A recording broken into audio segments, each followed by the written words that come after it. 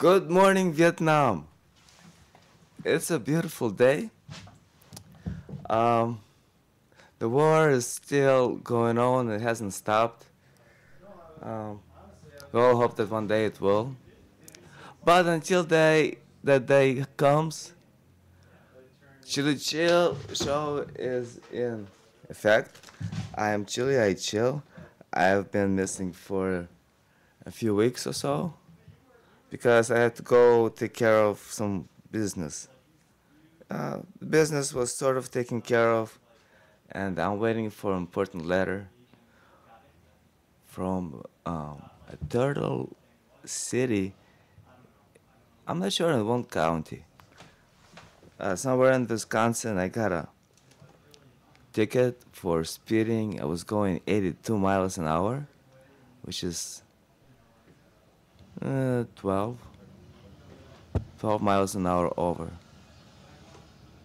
No, it's not 12. It's 17. 17 miles over.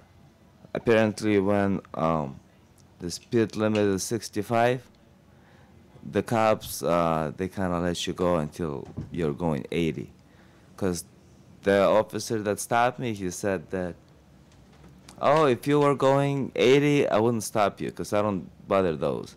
But since you were going a little over, and I was going 82 because I kind of dozed off driving. I was driving long ways. So I gotta do this disclaimer.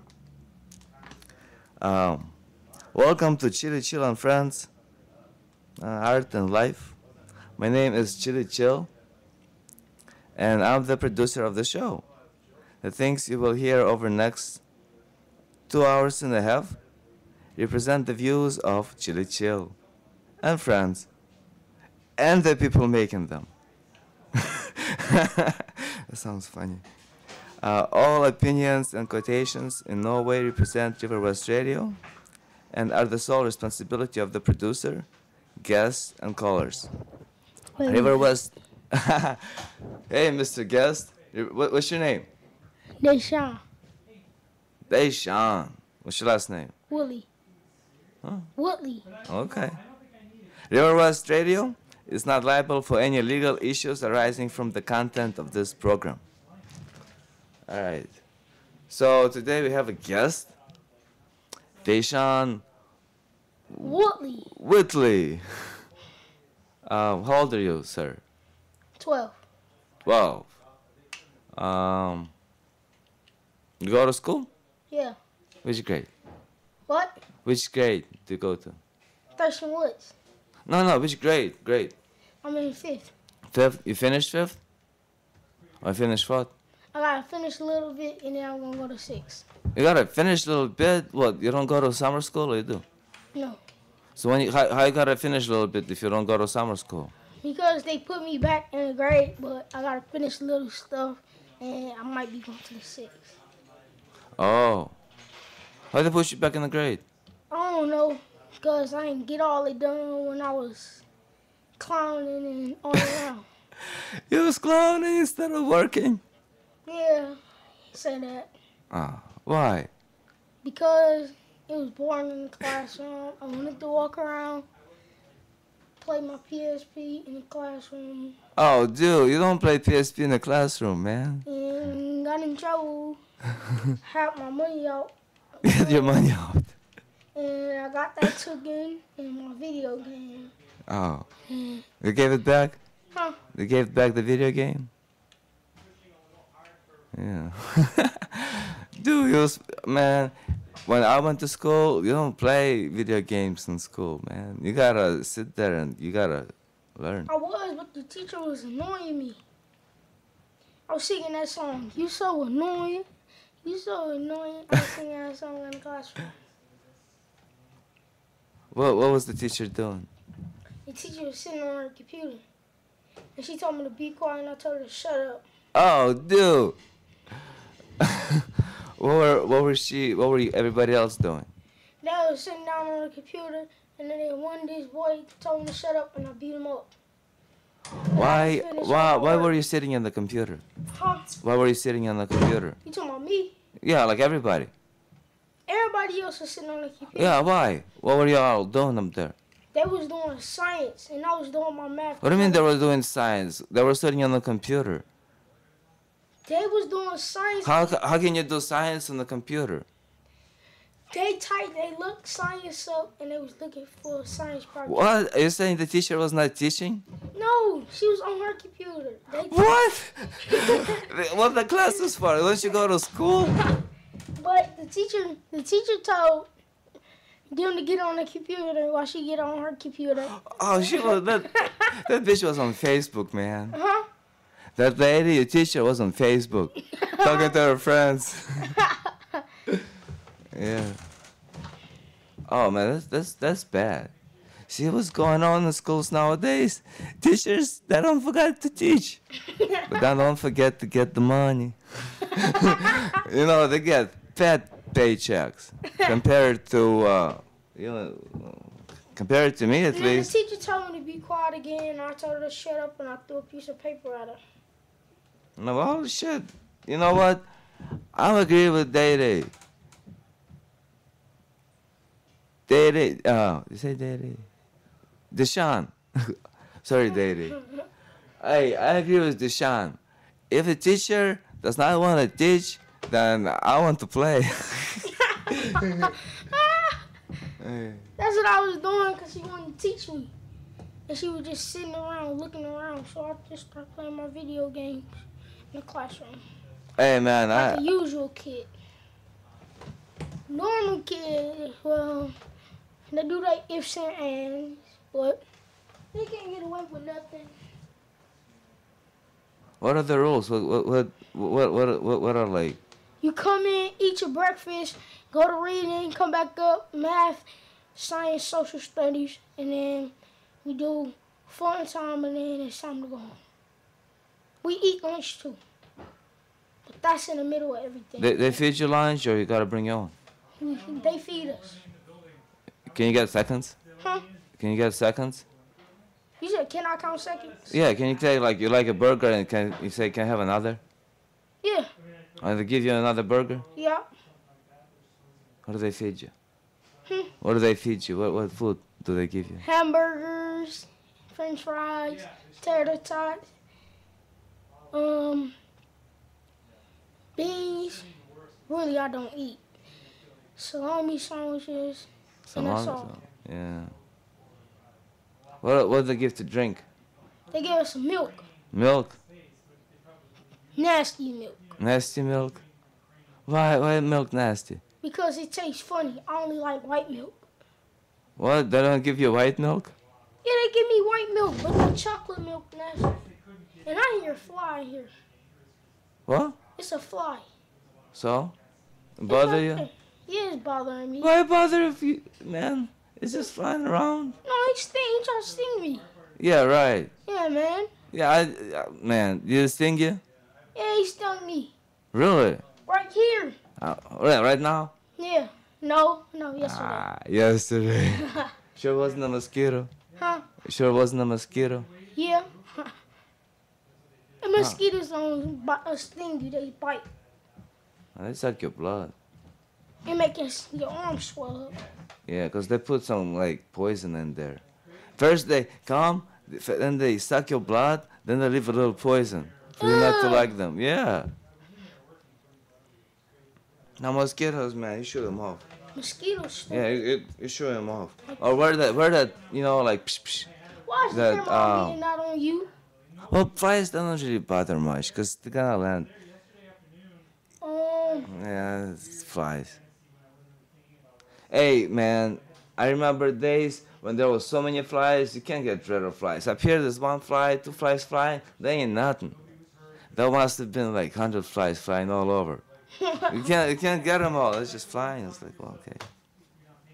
They didn't have a fly swatter. Yeah. So, what else you doing other than go to school? I play basketball. I like to ride bikes. I like to play kickball. In Like school? to run. Where do you play kickball? Huh? Where do you play kickball? Outside. With School. friends at school? Huh? In school, yeah. We play basketball in the gym, and usually we'll, instead of kickball, we play like basketball or run around the gym 10 or 12 times, and then play basketball. You like that? You like running? Yep. Really? And Yeah, that's good. they let us get on the little, it's like a little scooter, but you supposed to scoot on it. It got wheels, and it's like a little cardboard piece, but it's plastic. Hmm. What do you do for a living? Me? Yeah. I don't do much. What job? What do you work at? That's what I mean. What do you do for a living? You know, I help out friends. Friends. Yeah, when friends need help, I help them out. That's the only thing you do? Chili chill? Yeah. That's not, so do you get money for it? Sometimes. That's not a job. Somebody that works supposed to get money all the time. But if I work, then I'd be working. Now I'm just chilling. See, I won't be able to do this here. Chili chill. They should call you chillin' chill. Chilling, chill. Maybe. You can call me chilling, man. I'd be like, I'm chilling. Yeah. Chilling where? In my chili chill. You need yourself a name, man. Huh? Because they call you what? You're their one, but I hear your mama calling you something else. What? What's your mama call you? Day. Day, man. You gotta get yourself a name, man. You know, you think my mama calls me Chili? Uh-uh.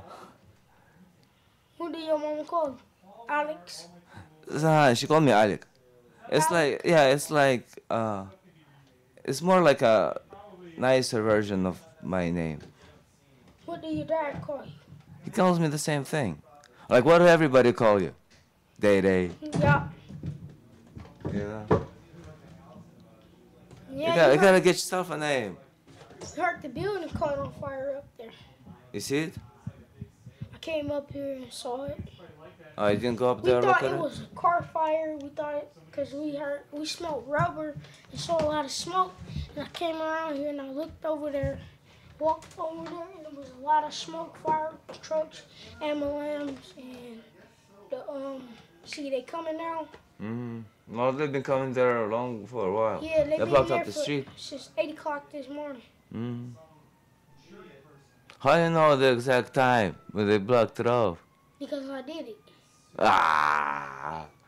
Because I ain't like that man. He ain't fixing my motorcycle. So I set his garage on fire.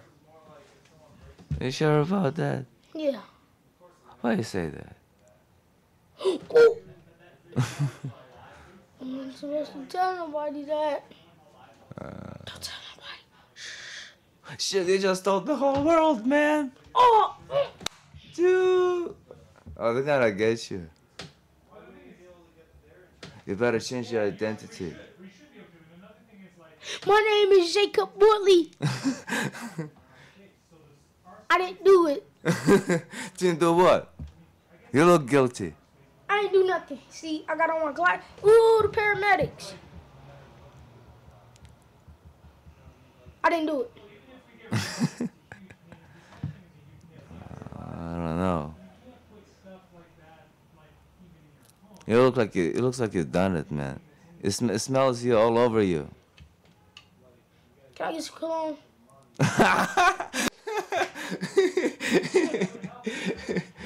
Hey, man. Peaches sauce. A what? Peaches sauce. What's that mean? You don't know what peaches sauce is? Well, Juice. What you call it? Is it like Mexican or something? Yeah. Peaches. Peaches. Peaches sauce? Yeah. I don't get it. Why gotta be juice? You don't get it. No, Everyone, I want to let you know, Alex is a big Alex. That wasn't that funny, man. Man, but you're not funny. I'm funny looking.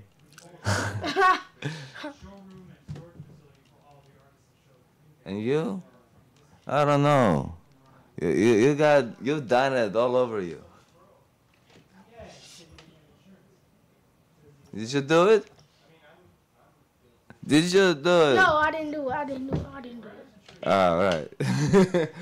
I don't know. Smells like you've done it.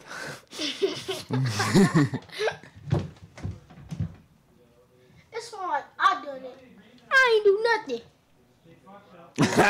I'm just a guilty person. I'm just so guilty. I said I'm guilty. What you want me to do? Send you to detention? Detention? Huh? Detention? They got detention in school? In your school? Yeah, I got detention at school. Really? I get it all the time. But it's not good, but... It's not good? No. Why not? Because I always get in trouble from the other kids. Because this man, he said I had kicked this little boy in his mouth. And then I really didn't. I know you kind of like, you bully people, man. I ain't gonna say I bully somebody. Cause you bully me, dude. I don't bully you. You do. How old is you? I'm 34. I'm 12. How you gonna say I'm bullying on you? Ah, shit, man. I don't get scared of you, but you bully me, dude. You're a bully, dude. I might be a bully, but I don't bully you. You look guilty. Me? Yeah, you set the garage on fire. I'm not guilty, man. You got cologne?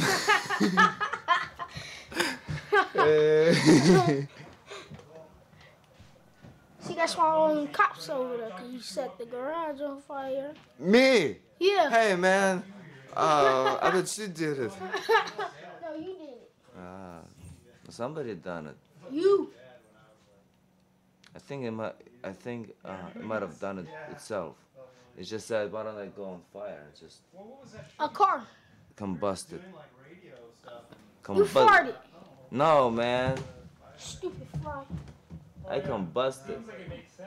How you gonna say you can bust something? I combusted. Bust what? No, I can bust it. Like combustion. Combustion, and I combust it because I combust.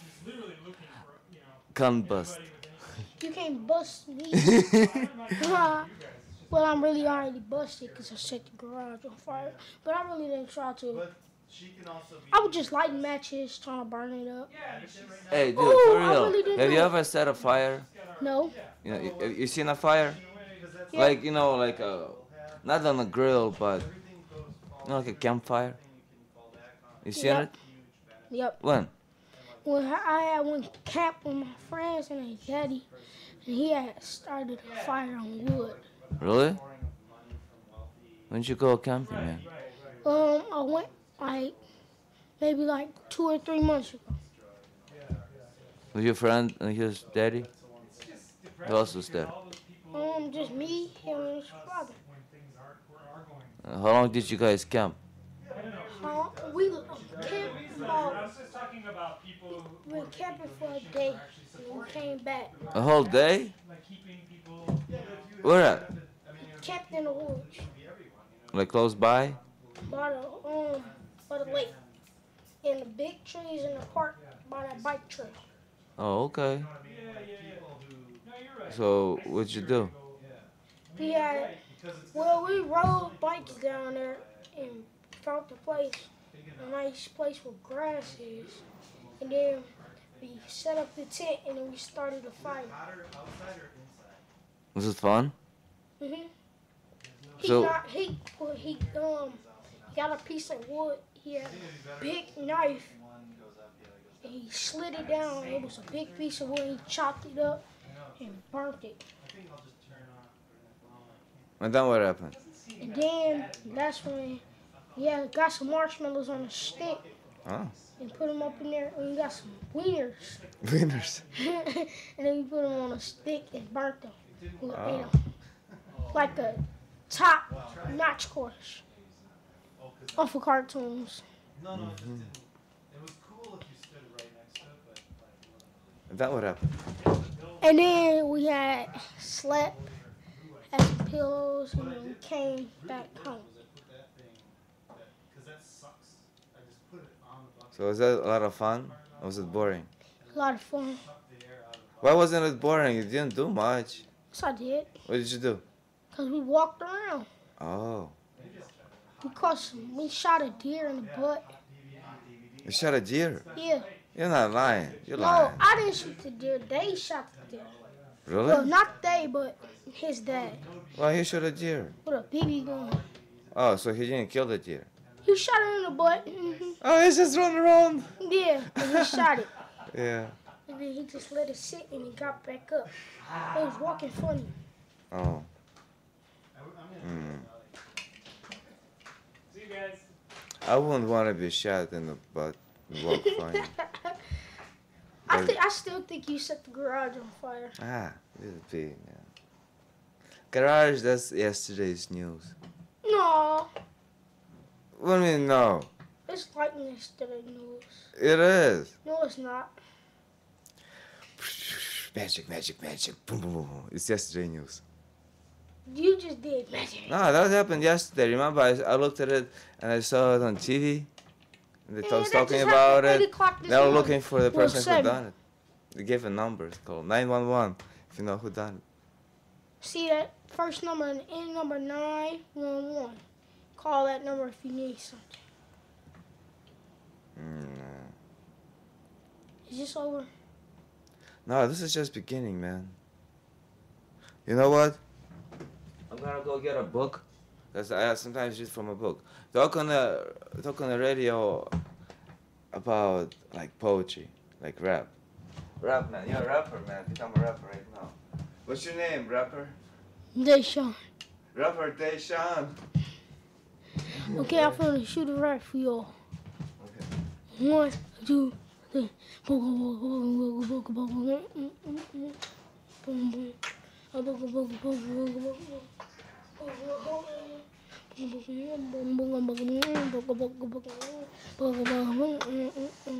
Hey, Deshaun. Listen, I'm gonna go to the car and get the book, okay? So you gotta talk on the radio. Can you do that? Talk about anything, man. Imagine that there's like your classroom. And Alright. your teacher, it says like, my teacher, this is what I want to, and get this kid over. Yeah, real funny, Yeah, Alex. Here, talk to Elmo. You real funny. yeah, really, I'm gonna go get a book. See, there's Elmo up there. Okay, I want you to talk to Elmo, get Elmo to be your guest. Say, come on, we're gonna talk. Cause I'm gonna go get a book. Right. And you and I Elmo could go gonna get talk. the book and you could talk on the radio. No, man, you talk to the Elmo. No, you talk on the radio. Why?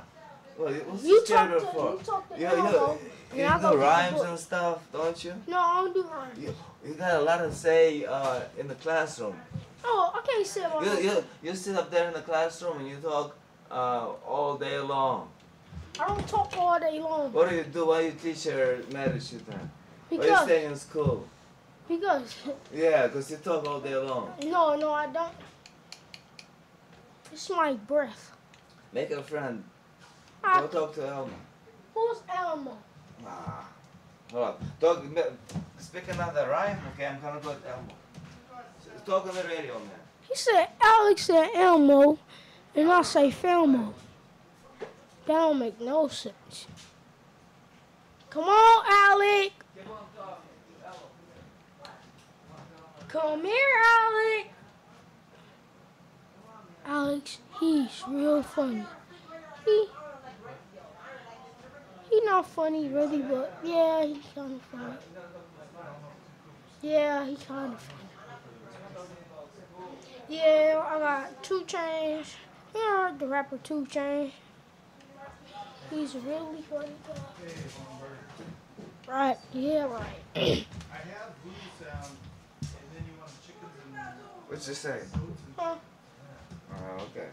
Hey, man, you wanna go get my book? Yup, It's in the car between seats. alright.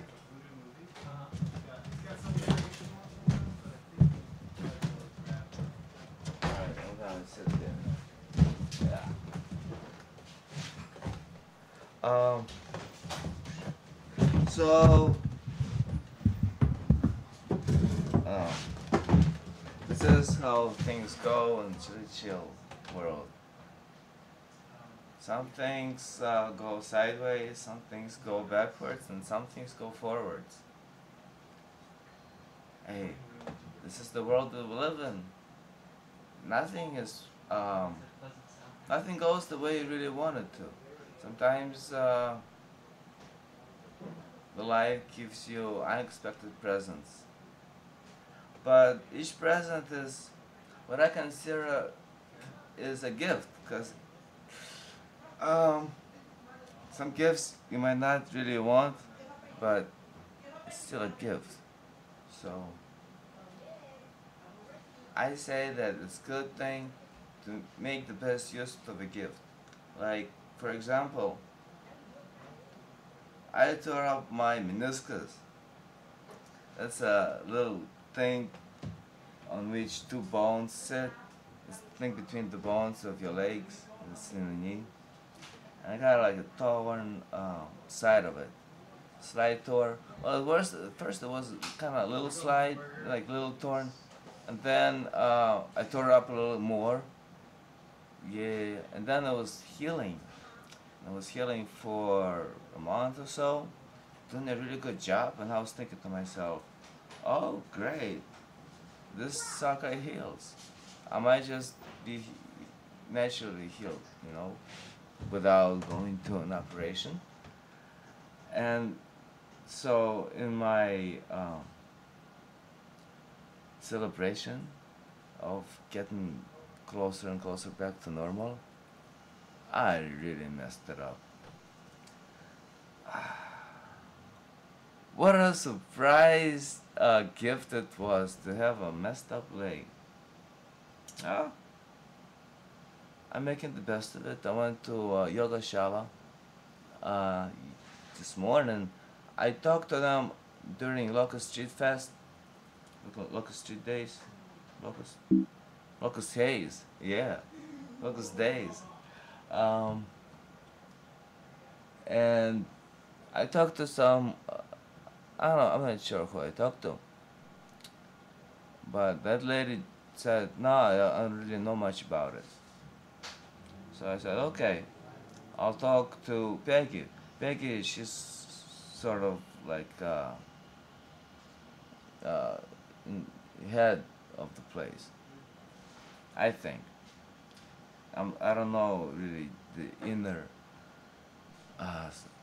thing about what's going on. I can tell you that in Tai Chi Chuan Center, it's a non-profit organization. It has a board of directors, but it is Michael's school. So I think Yogachala, I don't know if it's non-profit or for profit, but it's in Gars, and in Gars, yogi, famous. Did you try He's a famous yogi. He's in, he's getting old now, but he's still doing good. Yeah, I don't think you'd be able to find it. Hmm. I could go downstairs and see if we got it on sound effects. So I saw Peggy 2 weeks ago, and said that if she could help me, and she said she could. So I saw her today, and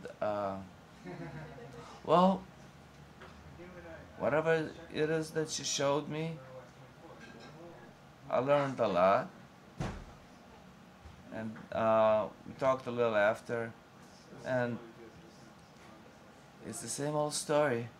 She says that there's a big question mark whether it can heal by itself or I might need a surgery.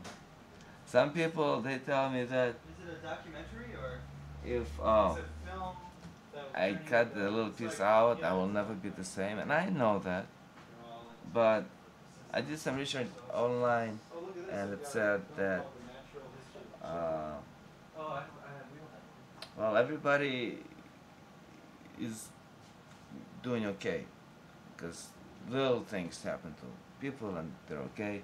When big things happen to people, they're sort of okay, I guess. I've met a few folks who's got half of the meniscus cut off. And, They're alright. But everybody says that they can be doing better. And when it comes to me, I want to do it 150%. Meaning I want it better than it was before. So, what a gift life they give me. Now I gotta figure out what to do with it. uh, Did you want me to go down? so, You don't have to do it now. But yeah, I can yeah. okay. Watch it, pull some sound. Yeah. Let's see what happened in the world recently. Yeah, it's all about, it'll teach you all about I don't really know. I think they did a thing in Syria where they cut out a bunch of people. So somebody said that many, like the whole village got what's called massacred, oh wait, that's Sean. which is really not so gentle but light way of saying people came and just cut out, cut, killed everybody. Just just killed people, everybody. Um, and then talking to other, listening to the Milwaukee Public Radio, you get to see all kinds of stories and stuff inside. From one side, from the side of BBC, uh, what is being said is that the rebel forces saying that the government forces did it, so they blame the government, but the BBC says there's no way to really believe because government forces say they didn't do it or they did something really small. And listening to public radio like before that, maybe 3 weeks ago, I heard an ordinary citizen of Syria, not a rebel or a government person, say that all these people came over to Syria and they're waging a war against the government, but they're not Syrians. They're from all other Arabic countries, Arabic speaking countries, and some of them, there's a lot of talk that they're CIA sponsored. And all these jihadim and Al Qaeda, uh, she said that the stock that they are CIA sponsored in Syria. Um, so there's all kinds of sides. I personally, I don't know, because there's a really high probability that it is the rebels or whatever. Because the rebels, there's no rebel people. It's just bunch of groups, bunch of like gangs, you know, who are fighting the government, and but the gangs that kind of like money and I don't know disorders. It's rough. I telling you. A similar thing was happening in Russia and Ukraine back in beginning of 20th century. I'm from that place, so I'm telling you the history of the place is wild. When the revolution was a job of the Communist Party, they uh, took over a battleship and they took over the palace of the king. But the world did not change. You know, the country was still Russia, and they had uh, temporarily rulers, like a board of, like a parliament of some sort. They organized, but then they disbanded that one for something else. But a lot of people say that if they would have kept it, Russia would not become communist. So um, Ukraine, something similar was happening because the government was really corrupt. Well, isn't the government always corrupt? Uh, the Ukraine was sort of under Russia, but they were still Ukraine. So it was still Ukrainian culture going on. they were not really Russians. They were not Russian speaking. It was just not really. The only affiliation that Ukraine had with Russia is that Russia taxed them and protected them. But they did not have much army there or whatever. They had their own people. It was like, oh, sovereign country. So What's your name? in Ukraine, the anarchists, they did a revolution of sorts. And their revolution was sort of peaceful at first, sort of meaning like, I don't know, somewhat. I mean, they came, I saw a movie and I read the book. They came into a police station, a whole bunch of people, and they says, okay, we taking over, you have to leave. But um, it happened in the rural part of Ukraine, and this was the world back then because most of the world was rural, and the industrial age was just beginning.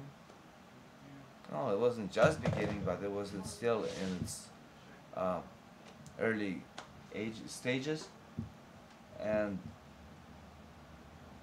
um, well, there was a takeover of anarchists against the uh, government, and the government anarchists were a bunch of bands and governments. Well, up there in Ukraine, it was basically anarchists were basically good people. They just didn't want all this corruption and they didn't want to pay taxes to Russia or something. And it was relatively peaceful revolution. And well, I mean, of course, there's a lot of people died, like there always is. Um, they had a problem with the cities though, because anarchy works in the country because people are, they just spent money. They were just living like people live. They were a big family somewhat. They were being in union with each other. They had true solidarity. But the city folk, they they got factories, they got all these jobs and stuff. The whole society is not based on companionship and egolessness. So they didn't want to change. So the rural folks wanted to change. The city folk did not want to change. It was wild. And then the anarchists, they got together with the communists. They asked communists to help them out against the government's army. So the communists first they helped them out, and then and then they stabbed them in the back, and eventually killed all the anarchist army, and took over Ukraine. The communists, they were a treacherous kind of like Nazis. Nazis were treacherous, communists were treacherous, and when in the 30s, the communists made a pact with the Nazis, because out of greed. Um, the Nazis stabbed the communists in the back with their blitzkrieg. They just got all the tanks and planes and just started taking over. So the Russians were, the communists were not ready. But then they got ready, and it was hard for communists. I mean, they would send 10 people on just one German, and a lot of people would die, and sometimes German would die. And that would be a victory for the Soviet, Soviet Union.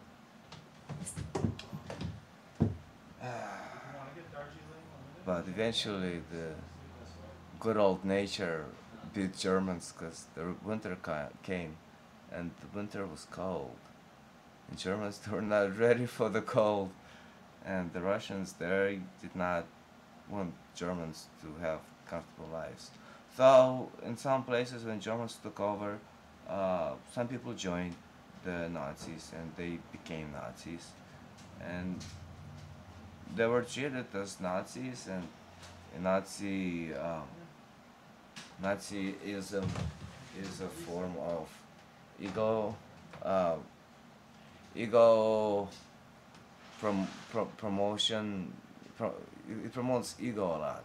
So the bigger ego you have, the more things you get. So people, and it's not like you, it's like you have to, as I understand it, in Nazism, you have to kiss a lot of ass. So you do kiss a lot of ass to the party. Um, you have to do the party's bidding, and then you get promoted, and then the party gives you women and party and money, and the person is supposed to just have nothing but desire for you know, sex and material things. Person just wants sex and power and things, I guess. You know, party wants to be cherished. You know, it's a fake form of love. You know, when people say, "Oh, he's a big boss man. We gotta kiss up to him," and you're like, "Oh yeah, I'm a big boss man. Everybody kiss up to me." You don't say that they kiss up to you. You say that, "Oh, they all love me," and people underneath, they want to uh, this big guy to love them, and he's like, he just you know, this ego thing is not working uh, too well. It doesn't look pretty. It's rather ugly. Yeah, it's what separates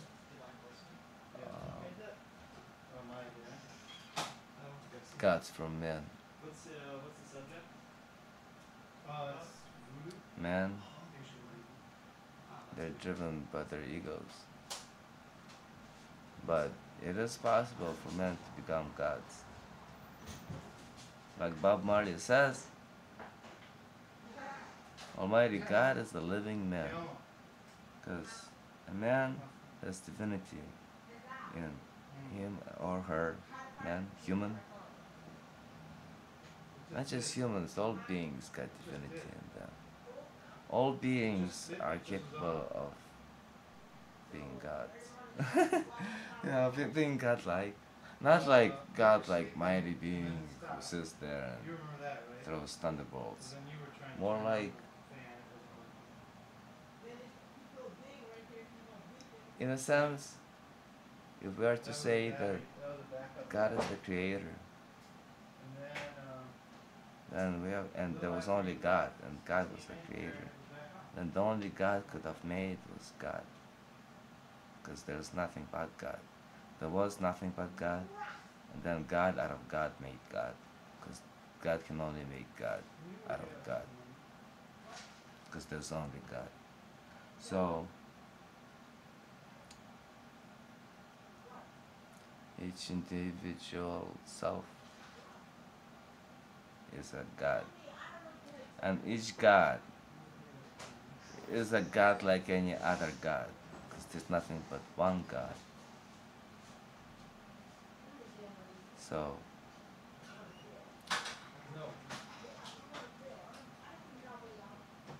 as long as we think that we are not a part of God, well, as long as I think, this is now my opinion, y'all. So I think that as long as that we think that we are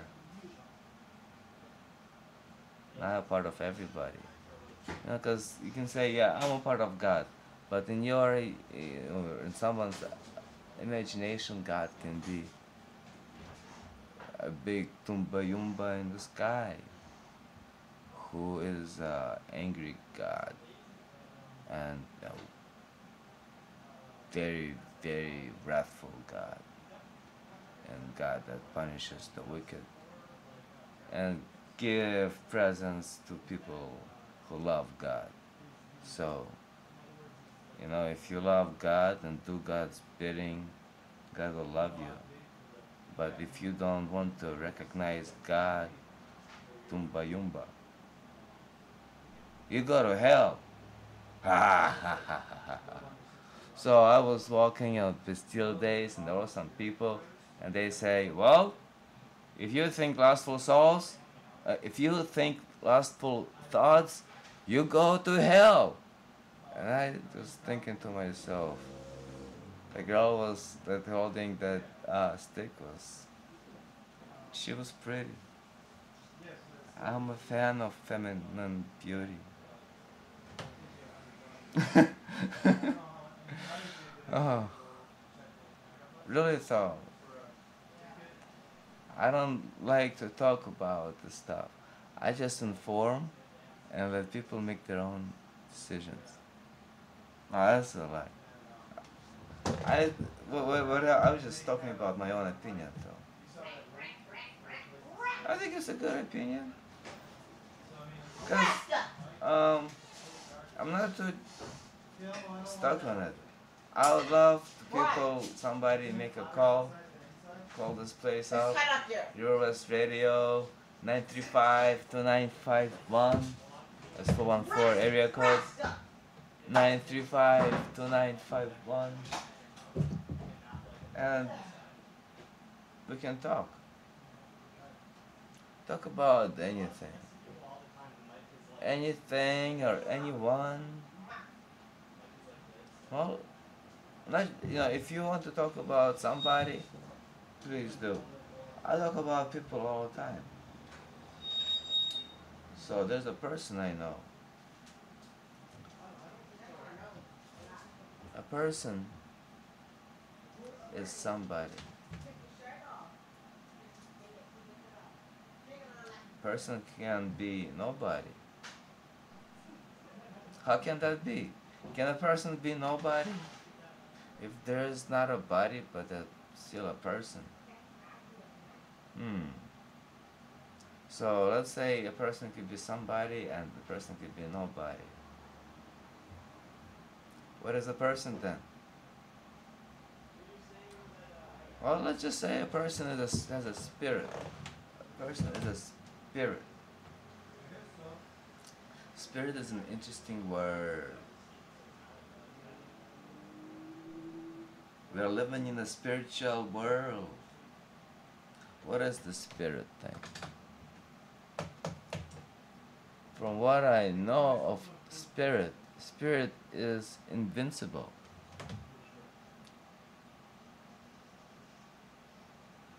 We cannot see a spirit. But some folks can see an aura. And some people say that if you look at the world, at people especially, you relax your eyes, you look at people, beings, life, and relax your eyes, you see them, but you don't look focused on them, you don't focus your eyes on them.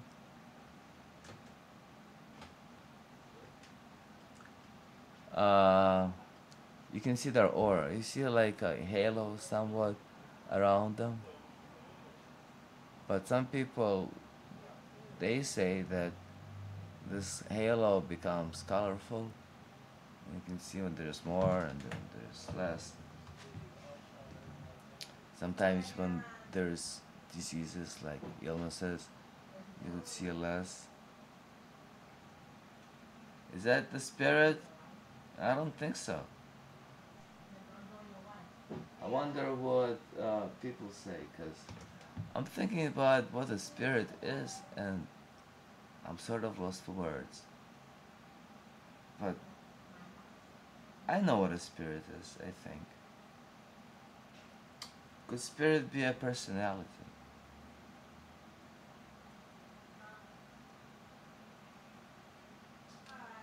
Personality comes out of the word person. Could spirit be a person? Alright, I'm gonna let this go. I'd like to talk to somebody, but I got no one to talk to. And I'll just put myself in a stupor thinking about things that I'm not sure how to put into words. Because the certain things like person or spirit. It's really hard to accurately describe because it has many meanings, and to different people, the same meanings mean different things. And to me, I just see it as a word to be used. Don't we all? Spirit, person. Another one of those words is love. Oh, everybody loves to use love. I love you. I love. Period. I hope you love me. Question mark. um, hello. I love. Love can be a very possessive thing. People can fall in love. It's like you're walking, oh, boom, you fell. It's gonna be hard to climb out, but most people they climb out. Some people live with another for a really long time. And so it's not that they fall in love, they just really love the person.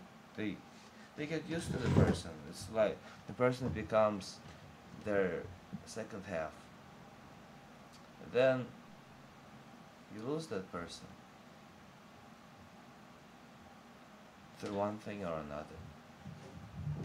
And I know this gentleman,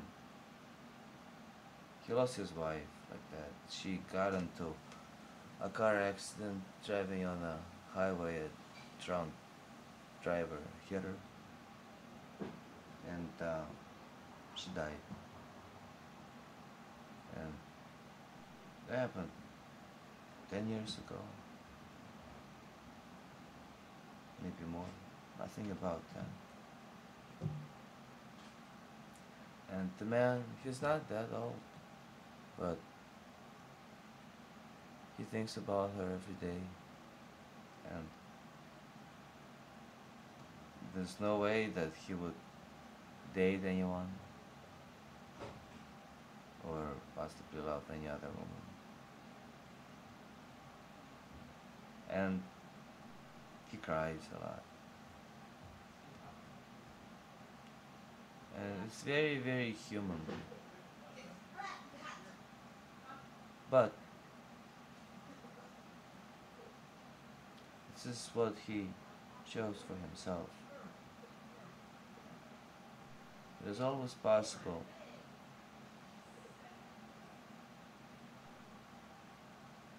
to accept reality as it is and let it go. Let go of what doesn't make you happy. Oh, a lot of times we can be miserable, but think that we're doing this to be happy. I used to drink alcohol a lot. Every day was a drunk day for I. Without a bottle of wine and a beer or two, I didn't feel myself. I was Mr. Shitty at that time. Nah, never chilled. Always looking for wine, drinking, getting passed out, drunk. That was a good time. Yeah, I had a lot of good time. Going to jail every week, getting arrested for nothing, just being drunk. That's a part of it. I didn't really bother much people, or so I thought, but everybody had a problem with me. And so and so I fought I fought the people who I who always had a strife with me. I fought the world because I was always broke looking for a penny or two to get me a can so I can just be myself with a big headache and a sick, sick mind. Ah, I thought I was happy. And I thought alcohol made me happy. It made me forget about the misery that I was living in.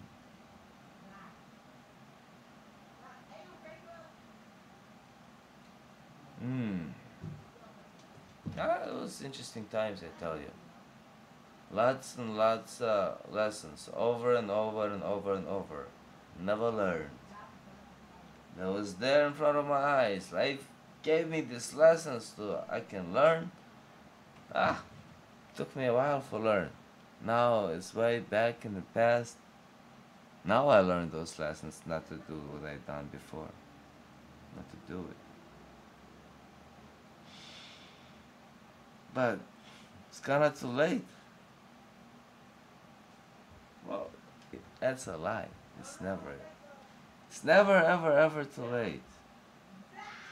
Because at any time, putting an end to that which makes you not happy from inside. Because external happiness, like, oh, I want a pretty balloon. So get me a pretty balloon. And here I am walking and looking at my pretty balloon and thinking, oh, what a nice balloon. But a couple of days go by and the balloon is not that pretty no more. It's kind of wrinkled and raggedy. And then it kind of just lingering there, being half dead. And then the balloon, that's it. It's flat, you know. Damn it, It's Elmo. all the happiness. It went out, and I need a new balloon. But no balloon can make me happy because balloons don't make people happy. People make people happy. From inside, if you can get satisfaction and happiness from seeing a balloon, you can get happiness from seeing a tree. You can look at every tree and be happy because look at this beautiful, beautiful life.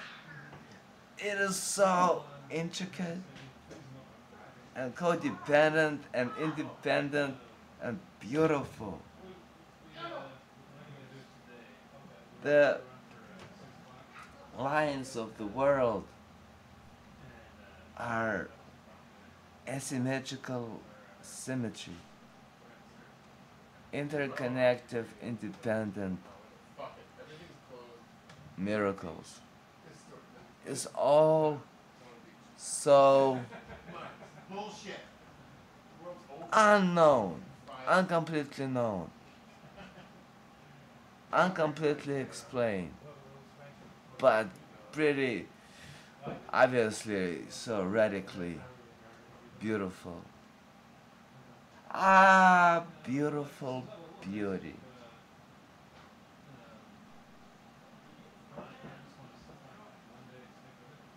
This beauty thing. Beauty is in the eye of a beholder. Because I cannot say that everything is beautiful. Because some shits are not. Some people, they like beauty in shit. So they take shit and they take paintings in shit. And then they try to sell them for $20,000. I wouldn't buy it. I wouldn't buy it for $1. You know? So, that's what I'm saying right now. Then I go to India and see people worshipping shit. And I say, okay, let me see what you get out of worshipping shit. So I'll worship some shit, and see. It's like, all right. Now I can tell my grandkids that I saw holy shit and it was green because a cow shit in it. Yeah.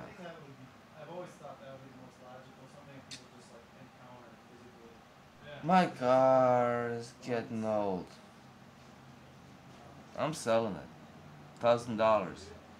Toyota Corolla, 1996.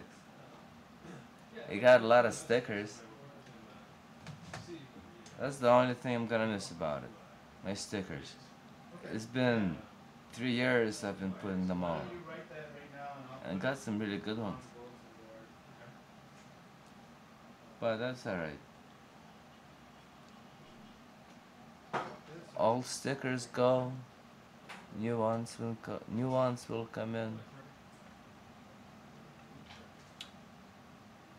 As I'm getting older, I'm feeling younger. Ain't that a hood? The perfect symmetrical asymmetry of this existence that hmm Day stood me up. He was supposed to go get a book and he didn't. So now, ladies and lords, you must. You must. Just say you must. Ah, where has been my mind at? Probably watched too much TV in my youth. You must obey. Obey. Obey what I say. Listen to I. Listen now. Obey. Obey. Nah! You cannot tell I what to do. Go eat a shit. That's what I tell you go do. But you do not talk to me this way. You must obey. Obey I, 'cause I say to you, you must obey. I will not obey you, ugly boys. You don't say nothing good. Why I gotta listen to you? Go away. Bye bye. You ain't no fun to play.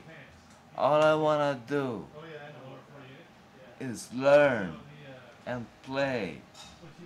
I don't want to obey.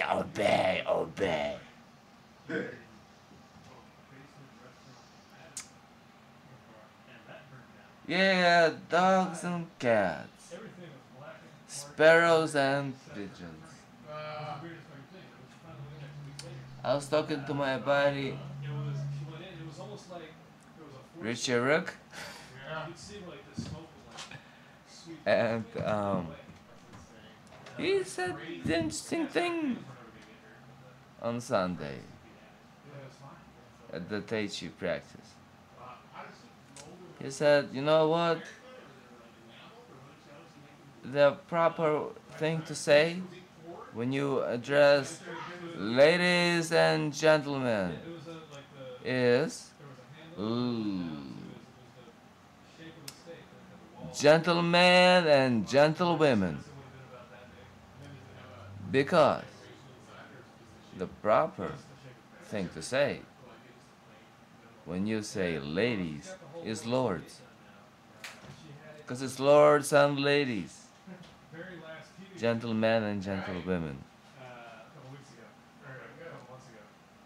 Of course, if you say gentlewomen and gentlemen, it will mean exactly the same thing, but it would sound just a little bit different.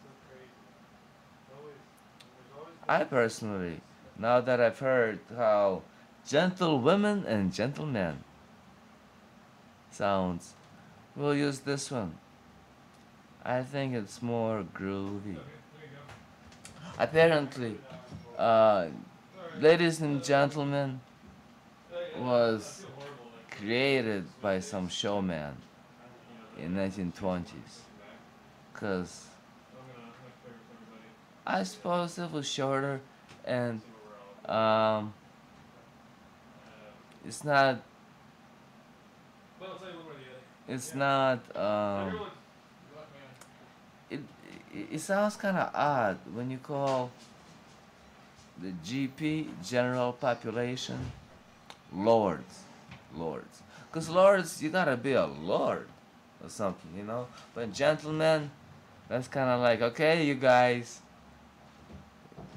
we all know who we are, but let's be gentlemanly, you know.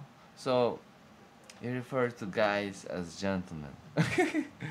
Because if you refer to guys as lords, guys would be like, yeah, I'm like Lord whoop de whoop. And who are you? Ah. And gentlewomen, well, that's just equating women to men. Yeah, let's make them lovely ladies, you know. You want some coffee? Um, so am I for women's Well, if you want to rights? start now. I don't know what women's rights are. I know what human rights are. I'm for human rights. You know, everybody got different things that the world is not perfect. Everybody tries to demote somebody else in order to make themselves bigger and better or something. Well, they certainly ain't better by demoting others, but they might, in their own eyes, appear bigger. Hmm. But it's a damn shame that people, they rather listen to what I say, obey voice of the society and become my slaves. Speaking, become society's slaves. Yeah, because society is like right now, present day society is driven by ego, which is I want you to worship I, yeah, you know, and people do worship ego. They can say whatever it is, but I'm talking about the meaning of words, not the words themselves, and this ego thing is it's a slave. It's a slave of ego. Other ego. Self's ego. This ego is a slave of ego. That's the thing about egoism. Ego, we say, oh, these people are egoistic. They only think about themselves. But if you look at the society, right, in general, society that we live in is a big ego. We identify ourselves with being black, being white, being German, being Japanese, because we want to feel special. You know, I'm with those people. This is like my people. I'm, I'm not alone here. I'm with somebody. But in reality, we're all alone. Stuck inside our heads, inside our eyes, under our eyes. Alone inside the head, we're stuck. And no matter what we do, there is no way out. Oh, we can move around all you want, but can't get out from self. Can't get away, can't get away. As long as you exist, you will exist a slave of self. But in reality, now this is interesting now. In reality, the self is kind of like a fake, because sometimes today it's this, tomorrow it's that. Today I like Michael Jackson. Tomorrow I like Jimi Hendrix, and I don't like Michael Jackson. Day after tomorrow, I don't like Jimi Hendrix, What? How could you not like Jimi Hendrix? How could you not like Michael Jackson? Well, some people don't. They like Bach. Michael Jackson and Jimi Hendrix like Bach. But those people who don't like Jimi Hendrix and Michael Jackson, they might just like Bach and not like Michael Jackson. Or Jimmy Page. I like Jimmy Page. He's still alive and playing.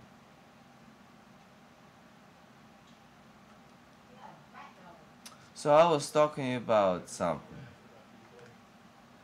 Something for nothing means nothing. No, nothing for, something for nothing means nothing. That's the saying, yeah? Ain't nothing. Ain't something for nothing. Something for nothing ain't nothing. Something for nothing. Nothing for nothing ain't nothing. I think that's the saying goes. Nothing for nothing ain't nothing.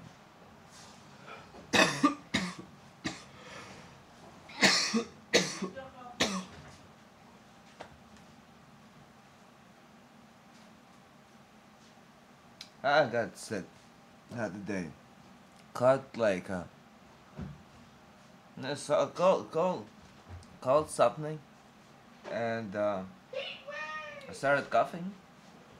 And I don't get fever. I feel pretty healthy, but sometimes I cough, and I don't need to go to a doctor to know that uh, something foreign is causing this cough, because it's kind of like a lung cough. It's not a throat cough, and it's cleared. So there's something mild in there, but just because I'm a friend and I got Medicaid and other insurances would be good too. I went down to Robert Fox at the Shalom Healing and did a consultation to about what he thinks. And he gave me this tea to drink. Says drink it for 5 days. If you get better, drink it for 10 more days. And I drank this tea for 5 days. And I got a little better. But uh, I want to get much better. 'Cause I don't like this cough. Thus, I went back to him and asked him to write me a prescription for antibiotics. And he done. And told me to also to get special probiotics that will reinstate my body in balance after taking antibiotics. It's good to have a healthy, normal body without lack of bacteria. Bacteria are tiny organisms that live inside of us. There's lots of them, like billions, trillions of them, of each kind, and there's lots and lots of kinds. And some are helpful, some are not that helpful. I'm not sure what helpful does do. I think they might help uh, get the food decomposed of, or just I think they help with the digestive tract. But and the bad ones, they just kind of don't do nothing, and sometimes they cause problems. So like infections and all that stuff. Back in the First World War, in uh, in battles, war, people got shot and stabbed and got wounded, and there's a lot of deaths because these wounds got infections, and gangrene took over, so people had a lot of legs and arms cut up, and lots of people died from different infections. Until somebody around that time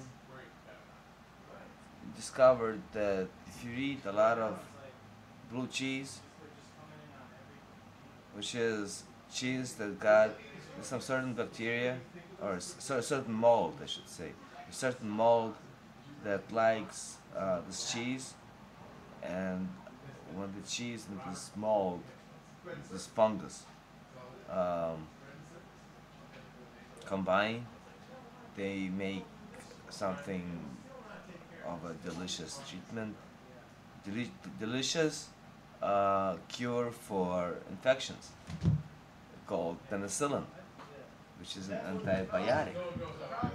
Uh, Nowadays, people extract this penicillin, they just make it artificially, but back in those days, at first at least, it was this blue cheese. I think no, maybe green cheese. I'm not sure if it's blue cheese or green cheese or some kind of cheese. I know it's cheese that got mold with it, you know, and it's a natural source of antibiotic called penicillin. Leave you where you are. Nicholas, Um, some people are allergic to penicillin, but I don't know that many people that are allergic to cheese. Maybe there are actually. There's a whole kinds of allergies going on. I met this lady once. She was allergic to smells. She didn't like when she smelled things like strong smells. She got started itching and sneezing, and her fever got up.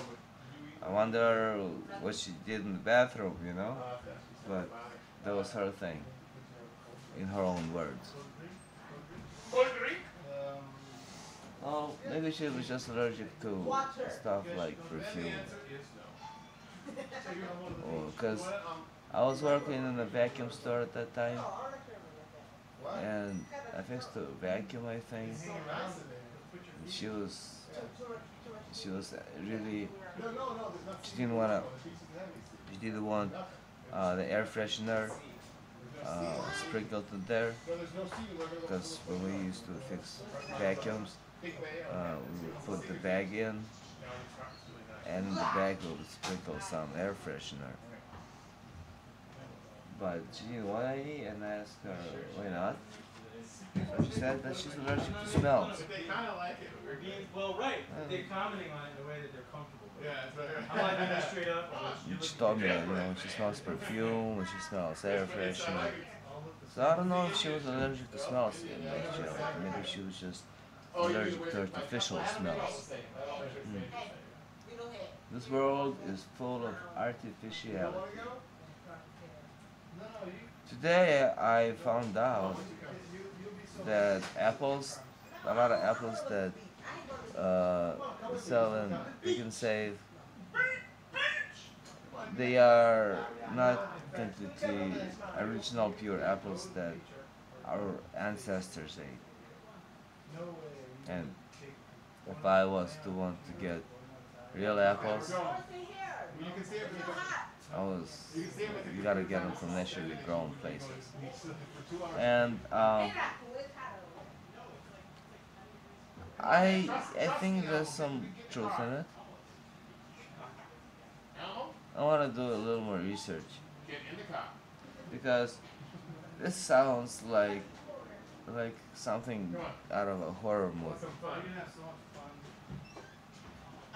Apples, you know, unless you go out to the country or get it from a market, you cannot eat normal apples that are not that don't have chemicals in them.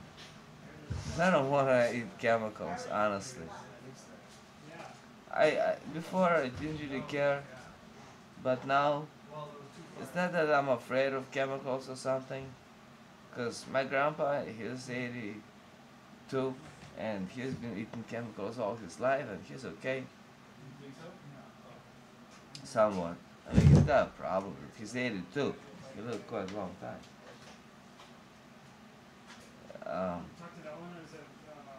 He does it pretty good though.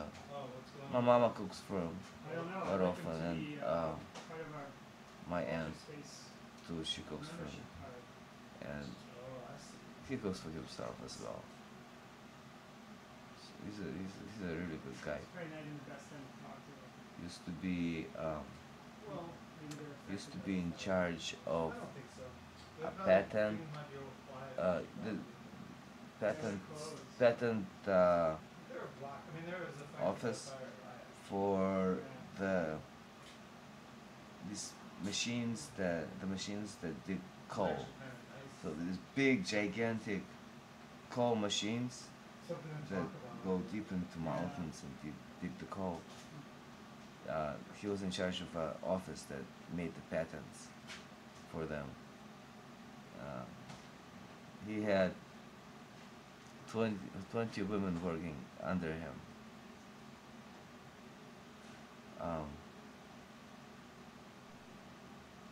Later on in years,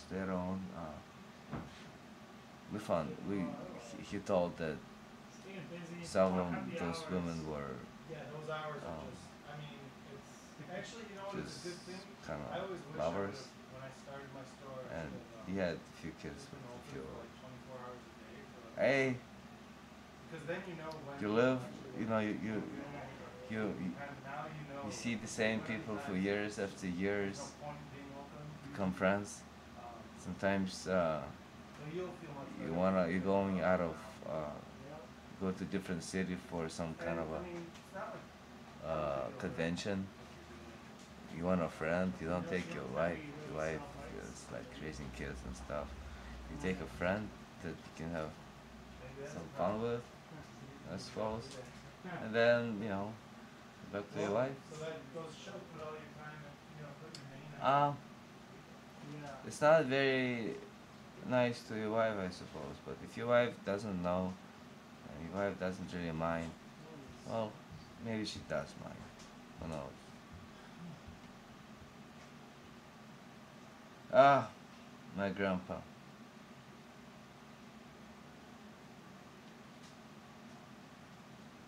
He's a good guy.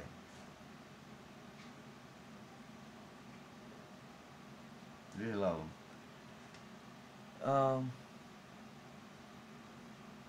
He used to get mad at me when I didn't shave. I was, big grandpa and all. I would go by his house, and he would look at me and say, "You didn't shave," and I said, "Well, so what?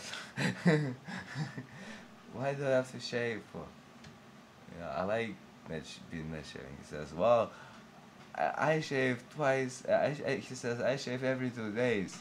I would mind if I shaved every day, but I don't want to shave every day. I will shave every 2 days."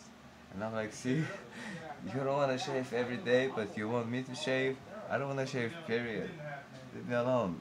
And he says, "Well, if you don't shave, you can't come into my house and eat." And I said, "What?"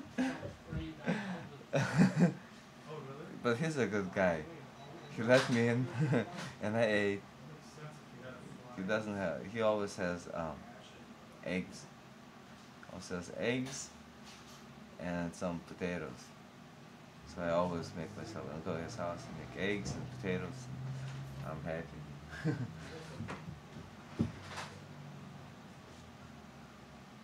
I go eat there even if I'm not really hungry, because I don't eat much, but he's an old man and he likes me to come over. Um, but he doesn't want to talk much. He's kind of tired. Or his work. He's not often in a talkative mood. So sometimes we chat a little bit. And he wants me to stick around, so he says, "Hey, you want something to eat?" And we talk about food. And then I probably eat and drink some tea and talk about some tea. Yeah, it's funny, it's like that's who he is. That's how he's lived his life. People, they got their own sort of world view on things, and then they just become these people. Is it ego? Yeah, it's ego.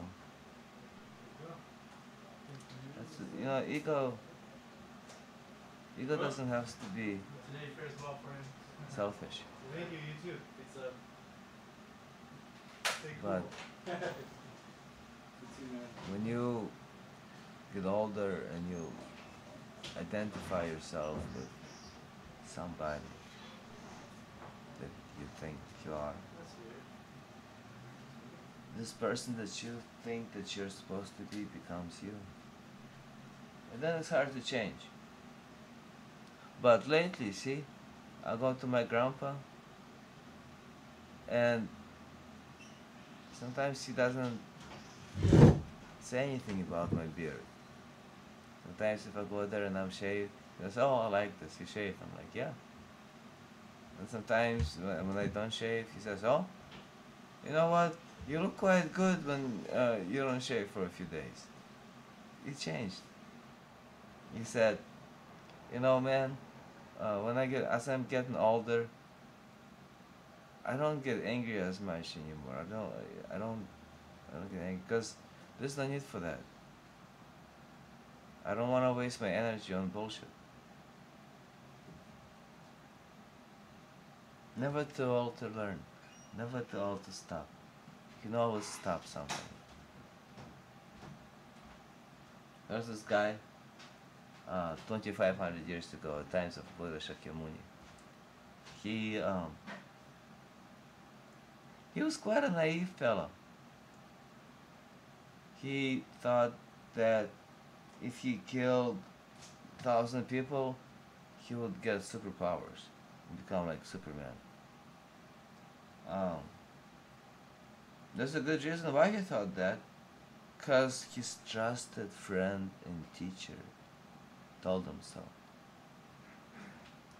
Yeah, some friend that guy was right, some Here's teacher. that Netflix lost a lot of movies recently. Um, Did you hear that? I don't know why his teacher told him so, but They said more movies to be watching. that's what happened. And send them away from the CD. Yeah. And he went nuts, Oh, moved into a forest, Yeah, 'cause I don't know how to on this television. and killed everybody who passed through his forest. He had all kinds of different uh, devices set up, I guess, that told him that someone is in the forest. He knew the forest pretty well, and he killed everybody. And when he would kill a person, he would cut the person's finger and make a necklace out of it. Maker, they're just a content provider. And one day, Because they don't make the stuff, it's like Shakyamuni Buddha, you know, Gautama, he was walking you know what I mean? in the forest. You know that Walmart too has one now. So this guy, They do some sort of instant, I think his name was so I think you Kurikula. should instantly you I'm not sure what his name is. pay Forgot. $60. I gotta work on my memory. So this fella, he was riding running after Gautam, and he ran pretty fast, but he could not catch up. And Gautam, he was just walking. Um, that could happen because Gautam, he became Buddha, and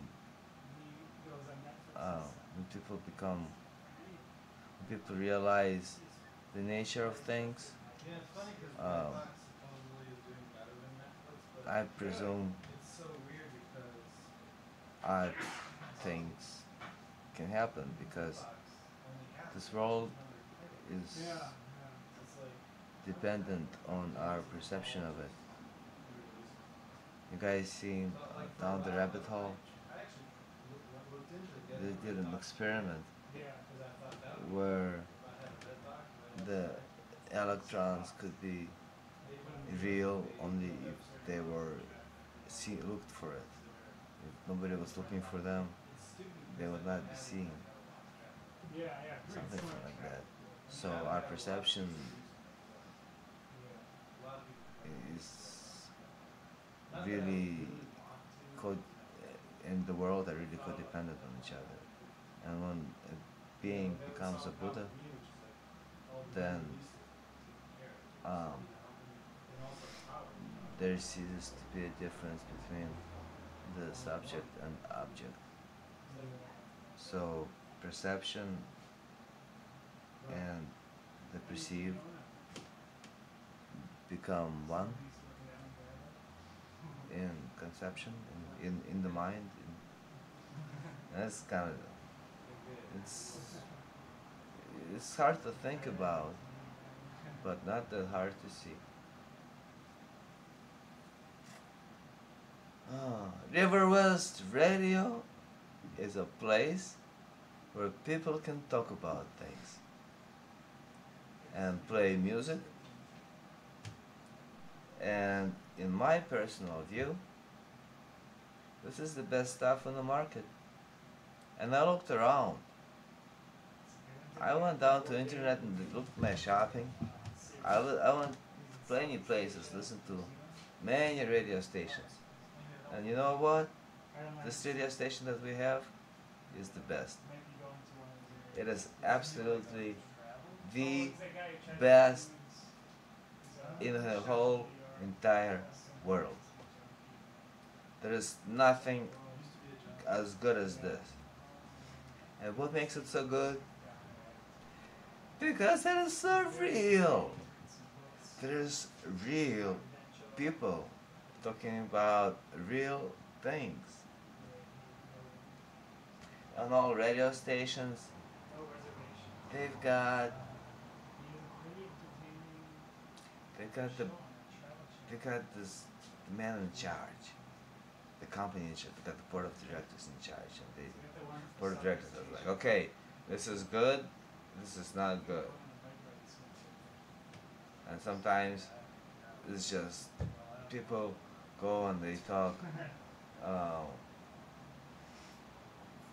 the same old thing, you know, like just playing music all day long. It's like, this is my music. Up here, this is so diverse. We've got music, we've got poetry, we've got live music and live poetry, we've got news, all kinds of news. We've got just regular talk shows where ordinary people talk about ordinary things. We've got some extraordinary talk shows where there's a bunch of musicians and artists, they talk about their art.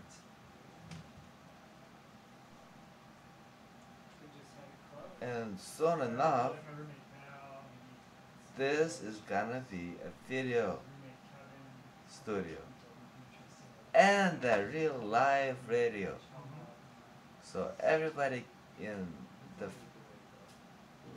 more or less small, big or small facility of River West and maybe a little east side and around could catch the waves of River West Radio. How wonderful it is. This is what liberty and freedom of speech and the true altruism are all about. Because there's a specific agenda to this radio, not make it profitable. Well, actually, this thing gets bigger. We might get a few jobs. You know, because people, we spend a lot of time working on this. And it won't hurt to get a small or normal salary for this. It's almost like But this is a communal radio, and this is gonna stay community radio, and it's gonna be independent. or you just deal with, you deal with your And things.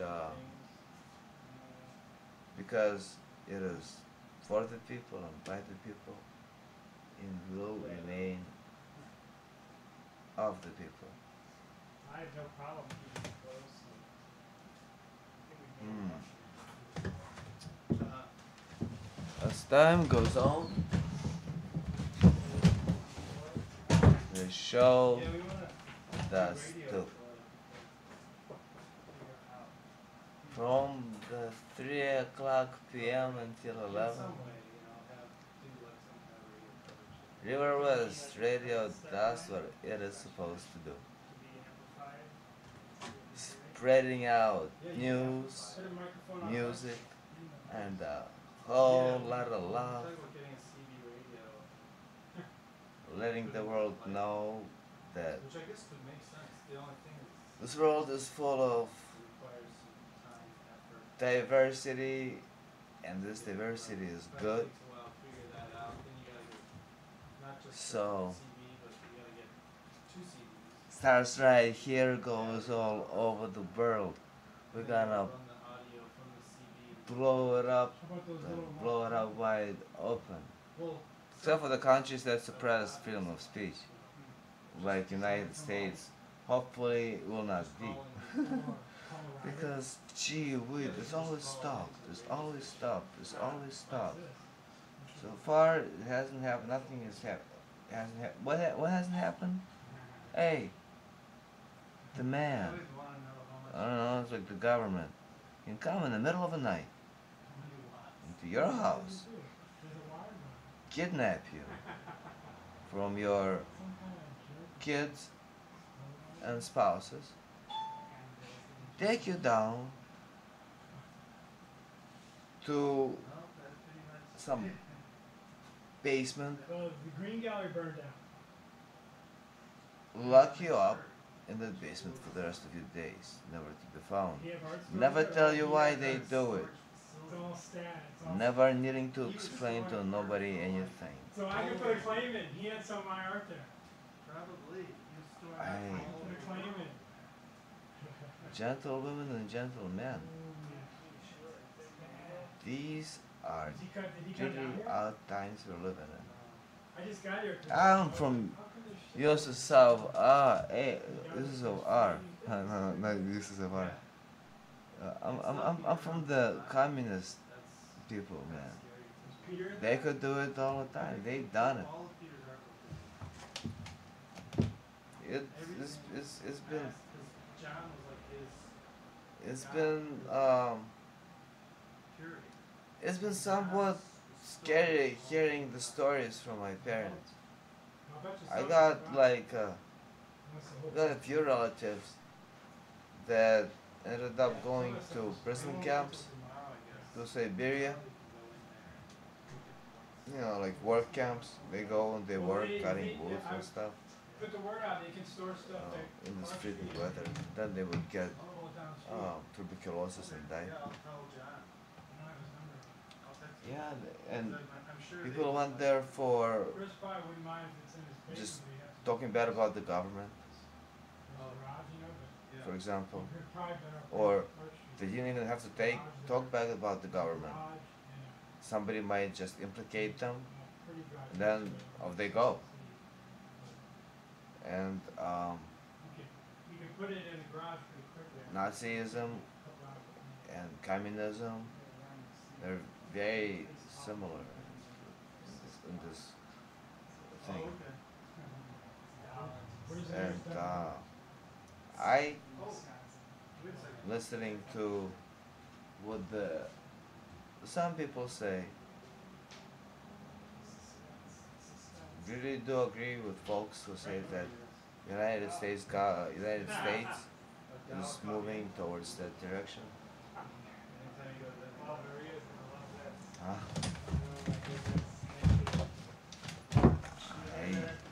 I, as a fact, know that Me? Oh, maybe 2 weekends ago. Um, Yeah, we were on a.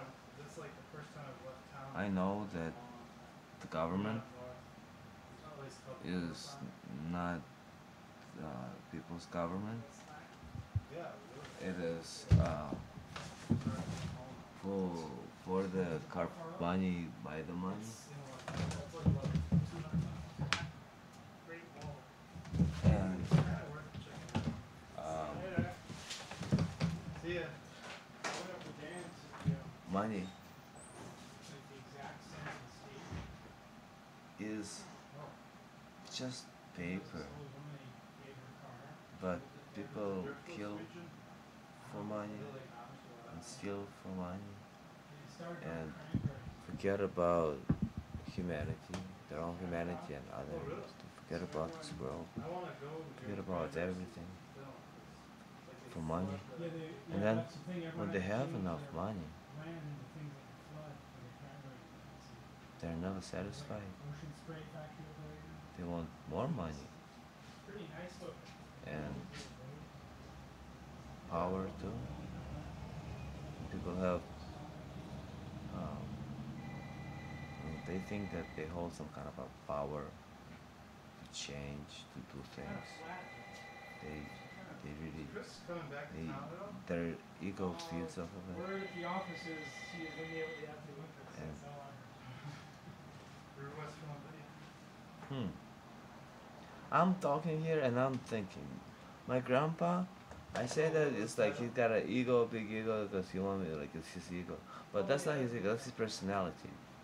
Like I'm thinking that personality and ego are two different things.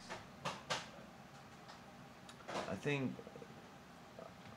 a few times when I talked about ego, I equated it to personality.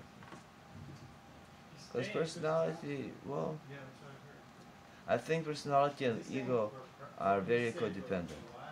He said that his brother's girlfriend But was staying in his apartment. ego can become bigger and smaller, and The personality, only thing about Chris's house, I still have some well, it sort of remains the same. But I think your personality also can change. As people have changed, and people do change.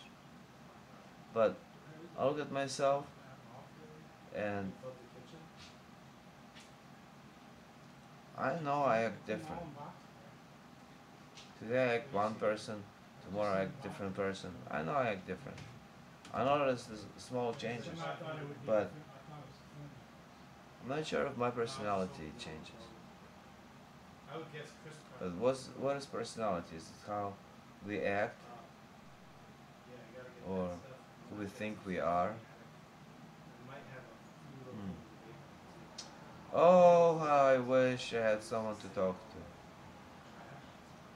Phone number 414-935-2951. Well, I could probably do it again.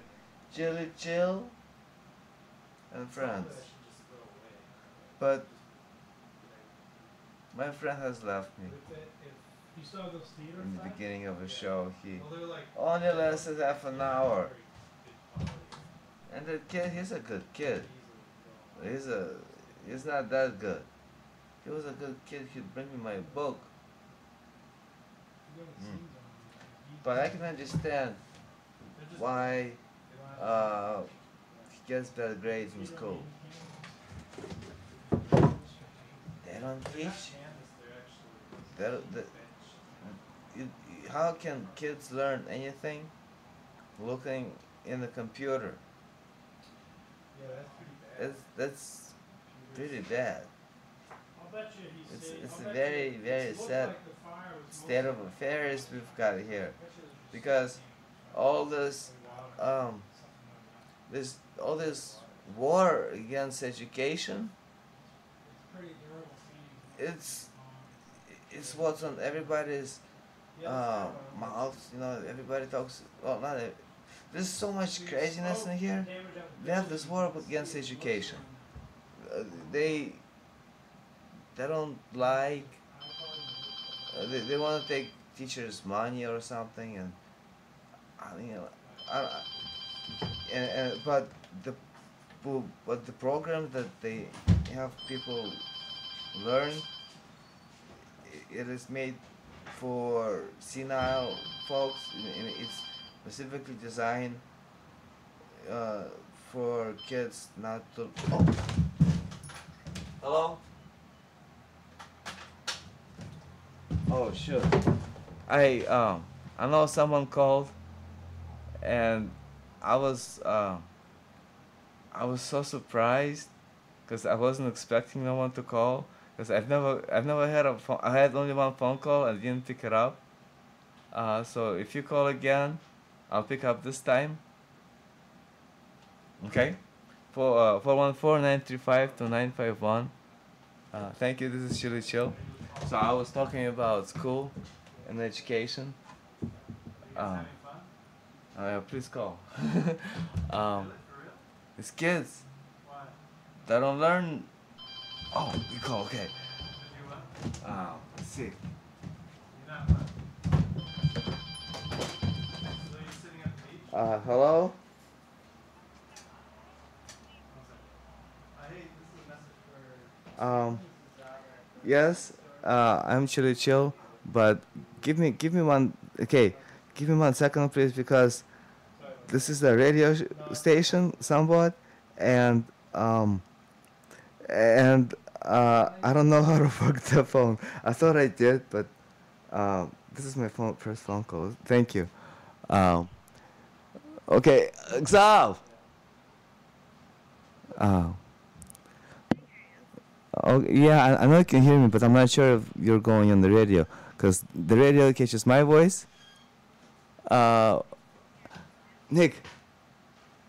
So give me 1 second. Can you tell me how to work the radio? You just hit call, Call. and now you're good. You can, Oh, okay. You can put this back here. I can put that. Use this, right? Yeah, I'm not. Oh, okay. Hello? Yeah. Yeah, no, I'm gonna use this. Can you hear me? So, hi, welcome to Chill Chill and Friends. Hi. Hi, who do I have pleasure of talking to? Oh, I can hear myself now. Oh, nice. So, the technology works. So, did he light your car on fire, your son? Not yet. No, not yet. Not yet. I hope it That was doesn't. a bad move. Letting him go get the book from the car. Well, you gotta put some trust in kids, at least a little bit. I mean, Oh, yeah, I suppose. he I know the kid since he was a baby, and well, he's been a bit bad boy, but you know, I believe that kids can be good. They just Yeah, need, he they was just, good. He sat in for half an hour. yeah, more like an hour and a half. Yeah, well, I didn't expect. I didn't really. Well, actually, I didn't know what he was gonna do. He did bully you. I'll agree with you there. He was quite a bully. Well, he still was a good kid, you know, because if he was a bully, he would have been mean, Oh, and know. he was just playing, you know. You know how kids are. Yeah, I do. I remember working for Silver Spring Neighborhood Center, and I'd work the computer classes too, and they would throw stuff at me all the time, at everything, and they thought it was funny, and I thought it was funny too, so I'd laugh at everything. Well, I don't then think that's funny. eventually, when I'd walk around and go check to see what they were doing on their individual computers, and if it was actually, if they were doing homework help or catching up on tests or studying, I think that I this would is. be like, okay, but then, you know, everybody gets what's coming of them. Yeah, but kids, they don't want to sit and look at computers, I bet. No, they don't. They got a lot of energy, and um, I think that computers are just draining energy and draining intelligence from kids, because it's boring. I know myself, and I wouldn't want to look at a computer and study math or science. I would want to go to like a forest Yeah. Well, and he sounded like he had a much more fun and stimulating time camping with his dad. This is nice to hear. yeah. maybe someone in education should consider that. But unfortunately, nobody uh, does. The education system was much better back in 50s and 40s and 20s. But Yeah. nowadays, uh-uh. It's No. designed not in having kids in mind, you know? Well, that's why. And what school did Deshaun go to? I don't know. You don't remember? Uh-uh. That's why I would urge MPS and Head Start sites not to put in grants for funding for computerized whiteboards, you know? Because I think if we keep going on with that, I think education will just get worse. And I don't know, I'm just hoping somebody is listening to this, like the directors and the people who make the curriculum. That would make a lot of sense, but from what I hear, with the lack of money, there's lack of real good teachers, and bad teachers, they can just have a class of 100 people and sit on one computer and tell people to look at a computer because this way will Well, you save have to money. understand from a teacher's point of view, they've got how many kids in one classroom? Oh no. 35 to 40 sometimes. And then you have kids who actually want to learn. And then you have kids who are just there to, you know, play and talk and throw stuff. And, I don't know, in some cases, light things on fire. And Yeah, that's wild. and when you're dealing with that many kids in one classroom, you're just one person versus 30, 35, 40 kids.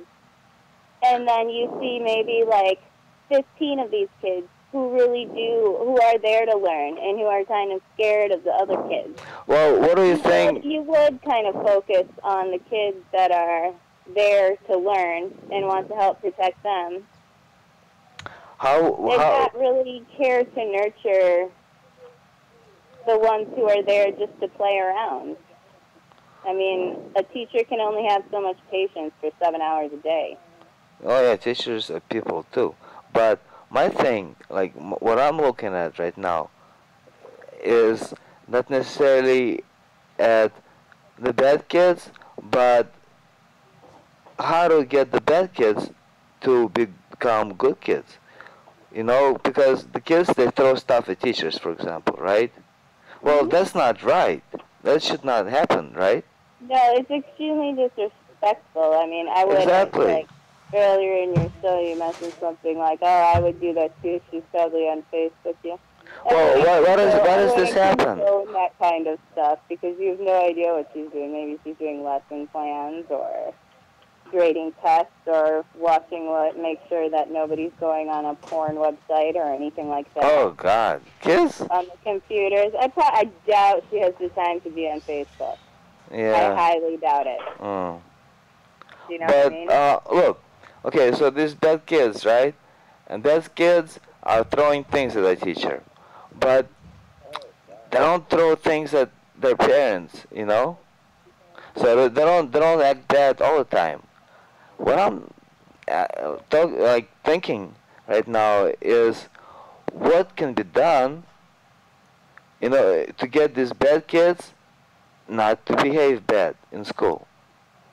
I kind of have a theory about that, or we've kind of had a theory about that, and it's leave them out. Make them feel left behind, because what we did, I mean, not temporarily, kind of pulling the wool over their eyes for a little bit, but just teach and nurture and be nice to the kids that are there who do not throw things, who do not disrespect people older than them, who sit there and do as they're told, who get there on time, who do their best on their tests even if they fail. You know, they do their reading, they're nice, they go to school because they want to be at school, because they want to learn something, they want to grow up. Make it not cool to go to school and be a fool. I don't know. It would take some time. But I remember going to a school where if you skipped class and if you were in detention all the time, Those weren't the cool kids.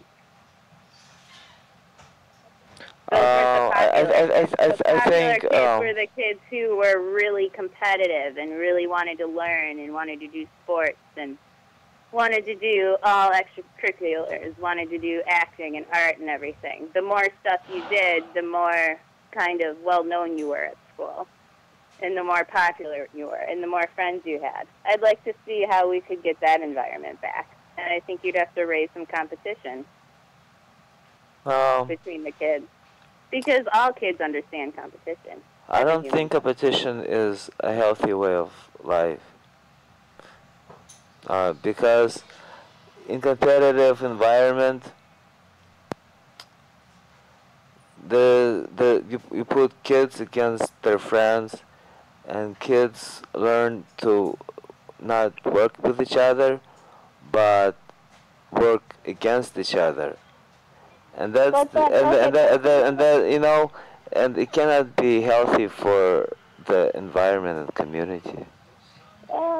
No, it's not always healthy, but think of it in terms of education, just at school, like in these individual schools, raising the bar so that they have to jump higher, and that the ones who fall behind get kind of, not laughed at, but they get ignored instead of getting detention, getting kicked out all the time, being well known for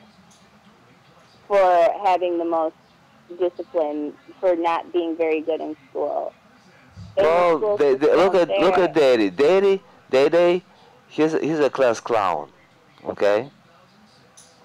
He's a class I think clown. his friends admire that about him. And I think class clowns have always been loved. Have you seen Welcome Back, Kotter? At the same time.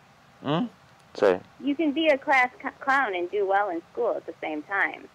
Yeah, but Daddy, he doesn't like the way the lessons are being taught. He doesn't like looking at the computer. He'd rather play a video game. Well, I don't really like how hot it is outside right now, but I deal with it. And if children are kind of given everything that they need right away, it kind of spoils them. If you don't have to work or compete for something, even if it's against yourself, you kind of lose that spirit of having any kind of desire to make yourself better. And I think if you could ingrain that in children very early, like when they start to become school ready, to kind of compete to be smart, like, hey, who can start writing and who can paint a nice picture, or who can draw a circle, first. I think that's kind of choosing the lesser of two evils. You may not like the idea because competition among kids isn't that healthy. I agree, especially that early. But look what's going on right now. A whole lot of nothing. You have to try something. You don't think kids are competitive? No, I don't think Milwaukee public school systems are very competitive at all. Well, Daddy, he plays basketball. Basketball is a competitive sport. I mean, in an education way, like an all-around education way. Like turn math into something like basketball. Make it so that you're against the clock. If you stay fooling around too much and you don't solve the equation or you don't read the sentence, you're out. You're on the bench. I think making classrooms more like classwork more like games, like playing games, would be more productive to kids. But I've seen it work. Kids, especially with the youngest kids, like when you go 3 to 5 years old, they don't even know that they're competing to learn, to become more educated, or to solve math problems quickly. They don't even know that that's what they're doing, but they're having the time of their life. We start to do that now, and then I think maybe over the next 10, 20 years, we'll start to see school systems change back to the way they are. I agree with you that school should be more fun, and the way we teach our little kids should be similar to the way we teach our grown kids, Well, because kids you have to don't want to start. learn. You have You to said it start. yourself. 15 kids, they might want to learn, but in a class out of 45, 30 kids, they're just they're just wasting their time. They're Exactly. absolutely. And back in the days, what there was no such thing as kids throwing paper at a teacher. I No. think it started back in like 60s. In 60s, the education became different, but in the 50s and 40s, this was unheard of. Education was highly respected, and kids who went to school, they actually studied. Yeah, well, that's what I'm saying. Bring back whatever, like, what made education something to be respected. And it does sound kind of controversial, but like classism. If you didn't have an education, you didn't make very much money. You weren't able to get a job. Well, what did How you many, say? how many of these children are going to become professional athletes and make money? And how many of these children are probably just going to end up on the street doing the same thing their parents do? And the most amazing thing is these kids, when they're kids, and like when they're little babies, they're very, very quick, very, very sharp and intelligent. Mm-hmm. I, So I, get them while they're young, when I went to and then school, it'll spread like a disease, but a good disease. I You see think what that I I'm think that saying? education should be nationalized. It should be a national curriculum, A national and one. it should be more like militarized too. I agree with Like I mean, it's kids should wear controversial. uniforms. It's controversial to say, and that's I'm glad. So I'm glad that you said it. But I think it should too. I think it should be a lot more strict. I don't think when a kid deals drugs or throws a chair or desk at a teacher or a security officer at school, I don't think they should go get a ticket, get booked down at the police station, and sent right back to the classroom. I don't think they should be allowed back in the school at all. I agree. I agree with you. I agree with this controversial stuff. I don't think that kids that I think that kids that don't want to learn should just not learn, because there needs to be a place for scientists, and there needs to be a Hmm. place for street sweepers. Because what happens is then you have the kids in the classroom who are there, who will really excel, who will maybe become like doctors or scientists or people who will actually change the world and help people or help the environment or help the earth, who are just terrified because what do they see? They see other kids lighting things on fire, dealing drugs, threatening to kick people in the face, punch people in the face. When you create an environment of fear, and then that's in every school, in every classroom, those kids should not be allowed back. When the police take them out and they go book them and they give them a ticket for what they did, they like coming back to school. They come back and they show their ticket and they show like that they got arrested, and everybody praises them for it because that's kind of the mentality now.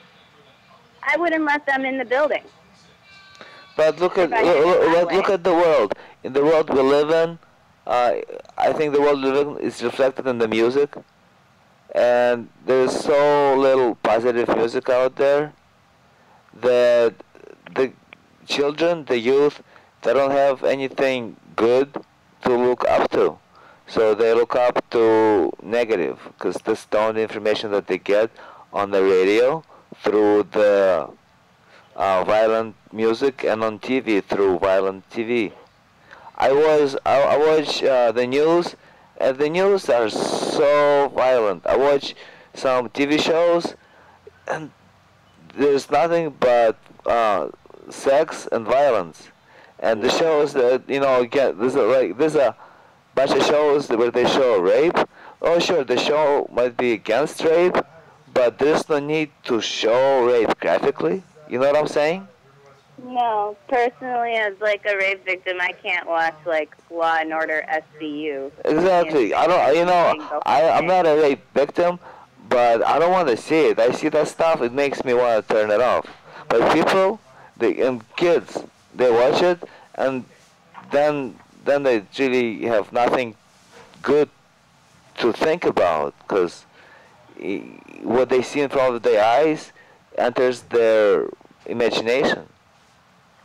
Well, and that's scary. So I don't think you should give them the opportunity. I know this sounds terrible and controversial, but I don't think we should give them the opportunity to be able to watch television, play video games, where now, like in The Sims, you can have like prostitutes and things like that, and just it mimics like it's trying to keep up with the times. I think we need to stop that. Let's create like a baseline for what we want human nature to be like, especially just in an education form, like for children who are when they become school ready, whether it's 3 years old, 5 years old, or 20 years old. Let's give them something. Let's give them something to yearn for, and let's have that be education. Let's have that be bettering themselves, not being an athlete, not being a rapper, But in not this being world that we live a in, pop star. what we can do is only talk about it on the radio. That's the only thing that we can do in reality. I saw a really beautiful thing some about 6 months ago, a little more, when thousands of kids and parents and teachers and all really good people, because I went down to Madison. They gathered by Capitol and they protested and they wanted certain laws not to pass, and it was in my eyes what American freedom of speech is. It was human solidarity, and it was really nice because I went there with a camera and I filmed people talk, express themselves, and Hmm. it was a lot of really good people and they had really good things to say, but it didn't do anything. Not a thing. They could not change it. They could not I don't. change the machine. Once the I machine don't know. started, it's I just don't know if moving. that's true. I think that I don't know. Being someone who kind of volunteers in like the early education system, I'm seeing lots of things change fast, and like the things that we're talking about that are controversial, where like for example, like when Head Start started, when George W. Bush was in his administration, he decided to call it No Child Left Behind.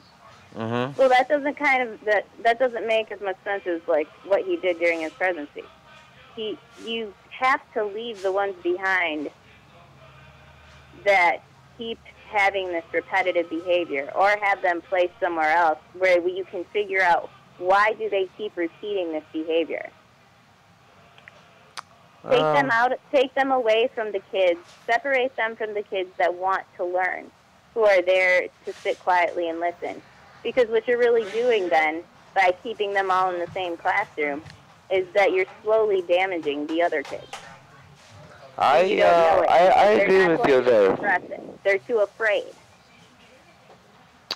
but I also think that I agree with you, but partly I think that like Day Day, for example, even he's a good kid. I know Day Day, and he is a good kid, but he's kind of naughty too.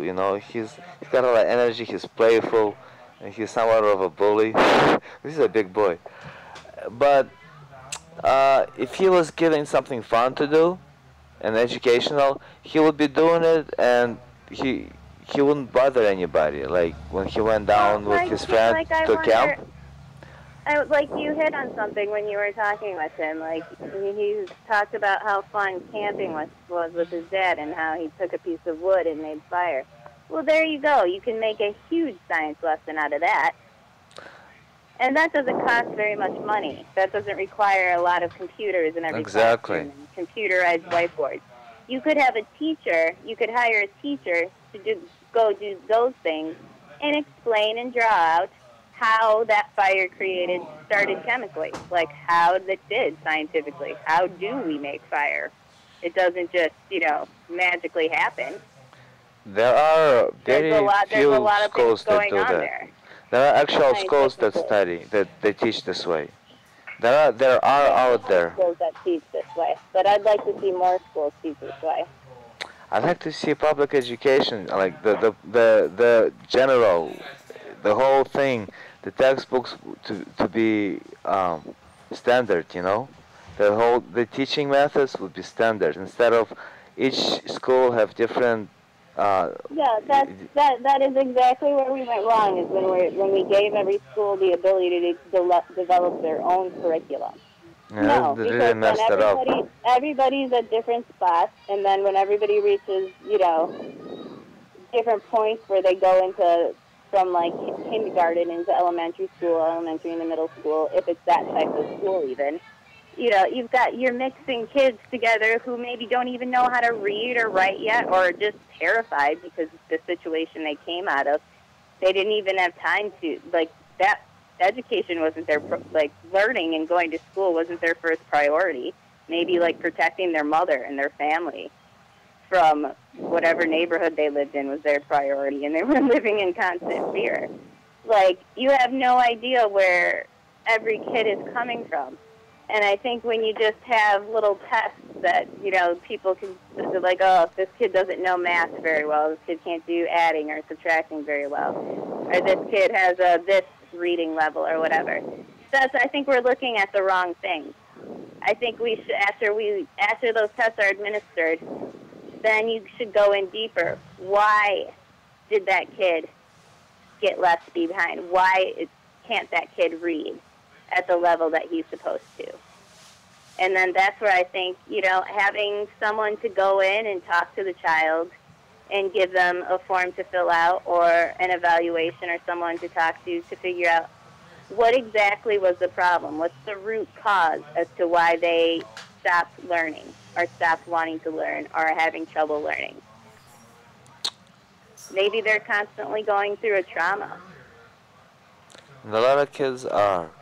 I've lived in the ghetto for 10 years, and the ghetto is a rough place to live because there's a lot of anger going on and a lot of, when you need the money, when you lack the money, you kind of you're always angry, you're always in need, you're always in want.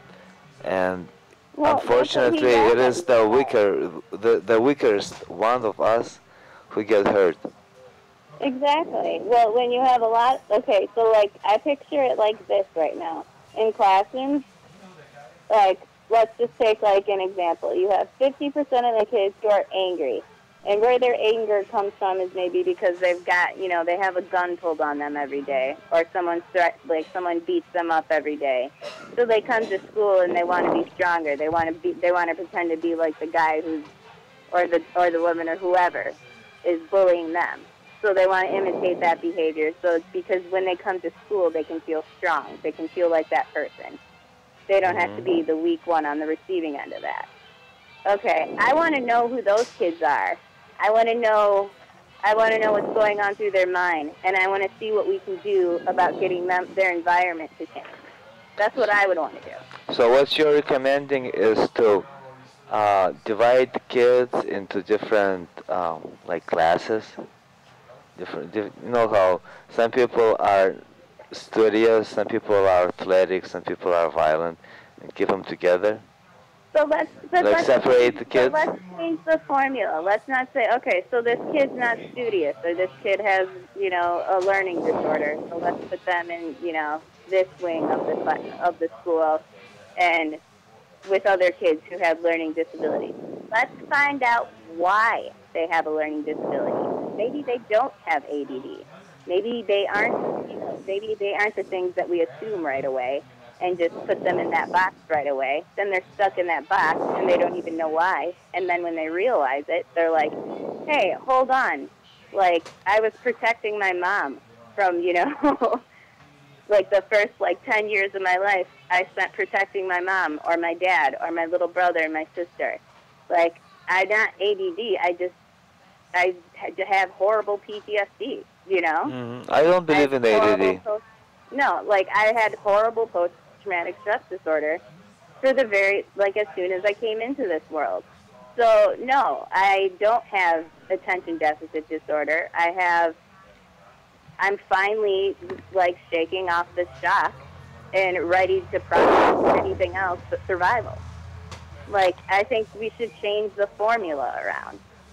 Maybe put children who have been through a lot. Put children first, you say, instead of Yeah, putting the children. educate the curriculum, the teachers first. You gotta put children's first. You gotta look at the children's interest instead of the interest of the school. Right now, I think we put the teacher first because we want to make the teacher's job easier. Because we've seen over the last 15 years that teachers and security, they get beat up on, especially in high schools, middle schools. I mean, these kids are huge and they're aggressive and they're threatening. And they really do, and sometimes they do kill teachers, or they send, their family to go kill teachers. Or security people, like as a vendetta. Find out where those kids are, put them somewhere, and give them some, mental health literacy. Let them know why they're feeling that way and why they're doing those things. And start to nurture that. Then you can start to, once you heal that part of it, especially if you can catch it early, then they can start to learn how to read and write and do arithmetic, just like everybody wants to right away.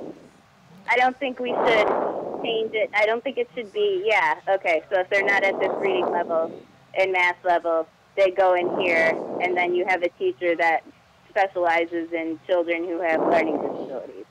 I think we should look more at the emotional fallout and psychological fallout that's happening in the school systems and in the communities right now. And then first teach and heal those problems. Explain to them that it's not their fault, because some explain to them what's happening to them isn't their fault, or what's happening to their mom or their dad or their brother or sister is not their fault, because a lot of kids think it's their fault. So you would have a teacher that would teach those kids who are in those situations that, hey, it's not your fault, first of all. And second of all, you can get out of this. You can come here and you can stay here and you can relax. You can calm down. You can eat. You can watch TV. You can watch a movie, or you can do something like meditate or, relax or learn how to breathe. And then we can work on reading. And then we can work on adding and dividing, like when you're ready, I like when you said meditate, Of course you would. Because I really, as a meditator, I know the magic meditation is, and what I think is that if we introduce meditation in school as a requirement, if you don't meditate, you don't go to school, something like that, just maybe 5-10 minutes before every class, kids will be nice. They will be smart and they will change, and none of the problems would be. If all the kids spent 1 hour sitting in quiet time in the room, what divine creatures they would become. Could you imagine if they were able to have that time when they get there? Because one, it's already scary to go to a place where you don't know everybody, and you have to sit next to each other and you have to listen to somebody that you don't know. To me, that's already a scary situation. Okay, and then you take what's behind that individual child or that person. Are they scared already? Are they terrified already? That'd be great. That's a great idea. When they come to school, give them a break. Give kids a choice. You want to learn, learn. You want to not learn. Exactly. If they can't, after that first 10 minutes, 20 minutes that you have, I don't know, I wouldn't want to call it like meditation. But meditation is great. Meditation. Yeah, okay. Yeah, so we could call it meditation. Or we could call it I don't know, I've read some reports about some Catholic schools introducing meditation in their curriculum, and kids were loving it. Kids Well, were really loving it. I think it's important to address fear and anger because that is the root problem in our education system, if you ask me. Um, but do you think kids, not as human beings, will not help us elevate the fear and anger inside of them? Because kids, I was listening to public radio show about some kind of experimental school where the kids were in charge of their own curriculum.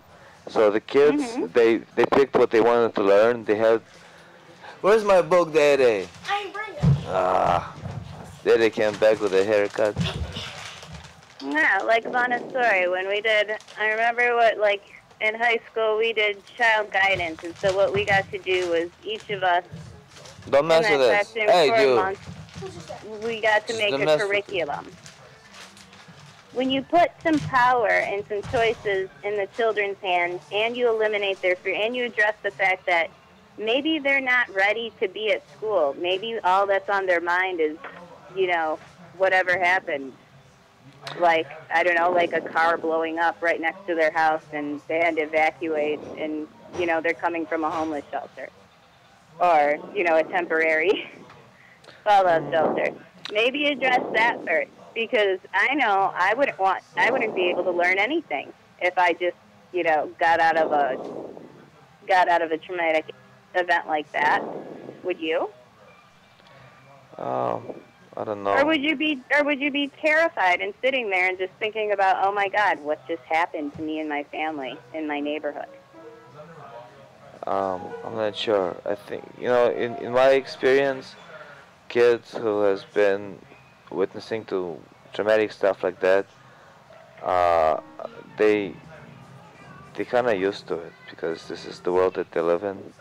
Human beings are very adaptive to the environment. Let's show them how to adapt in a better way than getting angry and doing the same thing back as they get older. Because that's kind of the response you get out of a lot of those kids, is that, hey, this violence happened to me, so I'm going to go make violence happen to whoever I can, because those are the people in my neighborhood who have the power.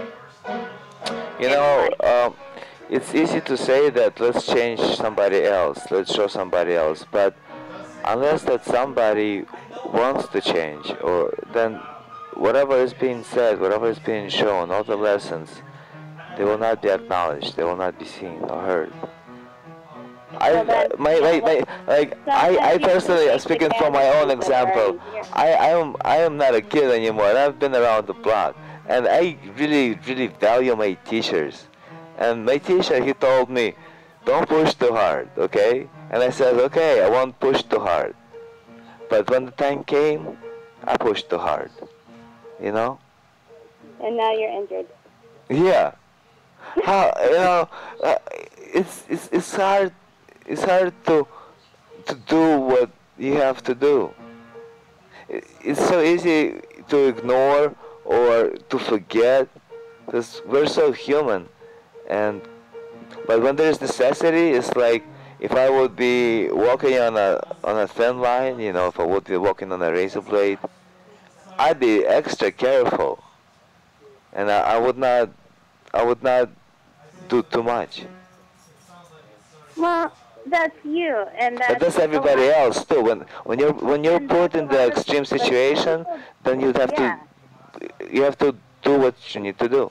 Well, some kids become hard, which brings me back to my original point. Let's start it out when they become ready for school, like when they are 3, 4, or 5. Let's teach those things before they get into school, and continue that way. It's not anything new to them. You know, America is a really beautiful country. It's the land of the free and the home of the brave. And what's really important about America is liberty. So if we were to start implementing all these rigid systems, okay, then we would lose the soul, because some people, they want to learn that God created Earth 6,000 years ago. They want their kids to learn that, you know, and the beauty of America is that they can do that, you know. Yeah, well, I'm not saying you have to crush that beauty. I'm just saying in schools, specifically in Milwaukee, because we're in Milwaukee right now, Yeah. and we're talking about. I mean, if there's something on the news every day, it's something about our Milwaukee public school system. Some of these schools are just playgrounds, like adult playgrounds, where they get to go back, they get to hurt people, and stuff like that. That's a terrible use of a building. That's a terrible use of teachers, and that's a disservice to children. I think if we start now, and if we just do our best to affect the kids in the schools, in the curriculums, in the people we can, doesn't mean it has to go all across the board. I think maybe we'll see, other people will see, hey, like, look, these kids are learning to calm down or to address their anger, to address their fear. And then they're fed. And then they go into activities. They're eased into learning from a very, very young age, like 1.5, 1 years Yeah, old, it'd be or nice to 2 years take the old. kids to get them to learn when they're little babies. Well, and Yeah. that's why I think it's really important to preserve early learning, like early learning institutions, but not give them the tools to look just like an MPS school. I think it's important for things like Head Start and early Head Start and early childhood, not to just teach the children, but teach whoever the parent, teach whoever is in the home to be an educator too, and not just an educator, not just a teacher of reading, writing, and arithmetic, but teach them how to nurture their child, how to keep the child healthy, how to keep the child mentally healthy, psychologically healthy, keep them thriving, keep them alive and healthy, like protect them like a plant, so that when they inevitably get to a storm, they know they have the tools to be able to survive it and thrive through it. Um, it's coming 6 o'clock, and I've been here 2.5 hours, so um, I'm gonna have to end this conversation. Thank you for calling, Oh, no problem. and I'm gonna get on the webpage and open up the commentaries so people can leave comments on the page. Mhm. Everything gets recorded, so it's good. And I kind of kept my page closed until today, and I'm gonna have to take care of this business.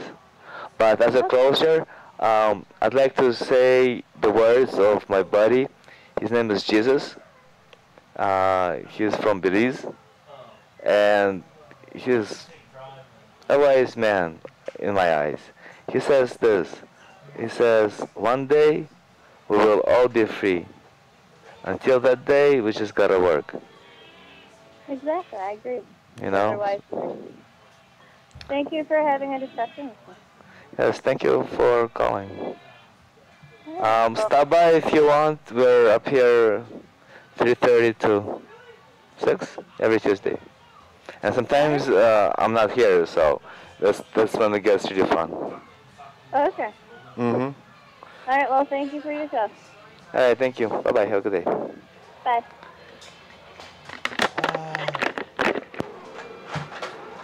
Uh, there we go. My first phone call. It was good.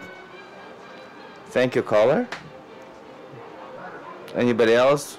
You guys can stop by or call in next week. Until that day comes, I'm gonna be remaining in my chillage, genuinely chilling. I'm chilling chill, and I'm out of here. You guys, take it easy. Be excellent to each other.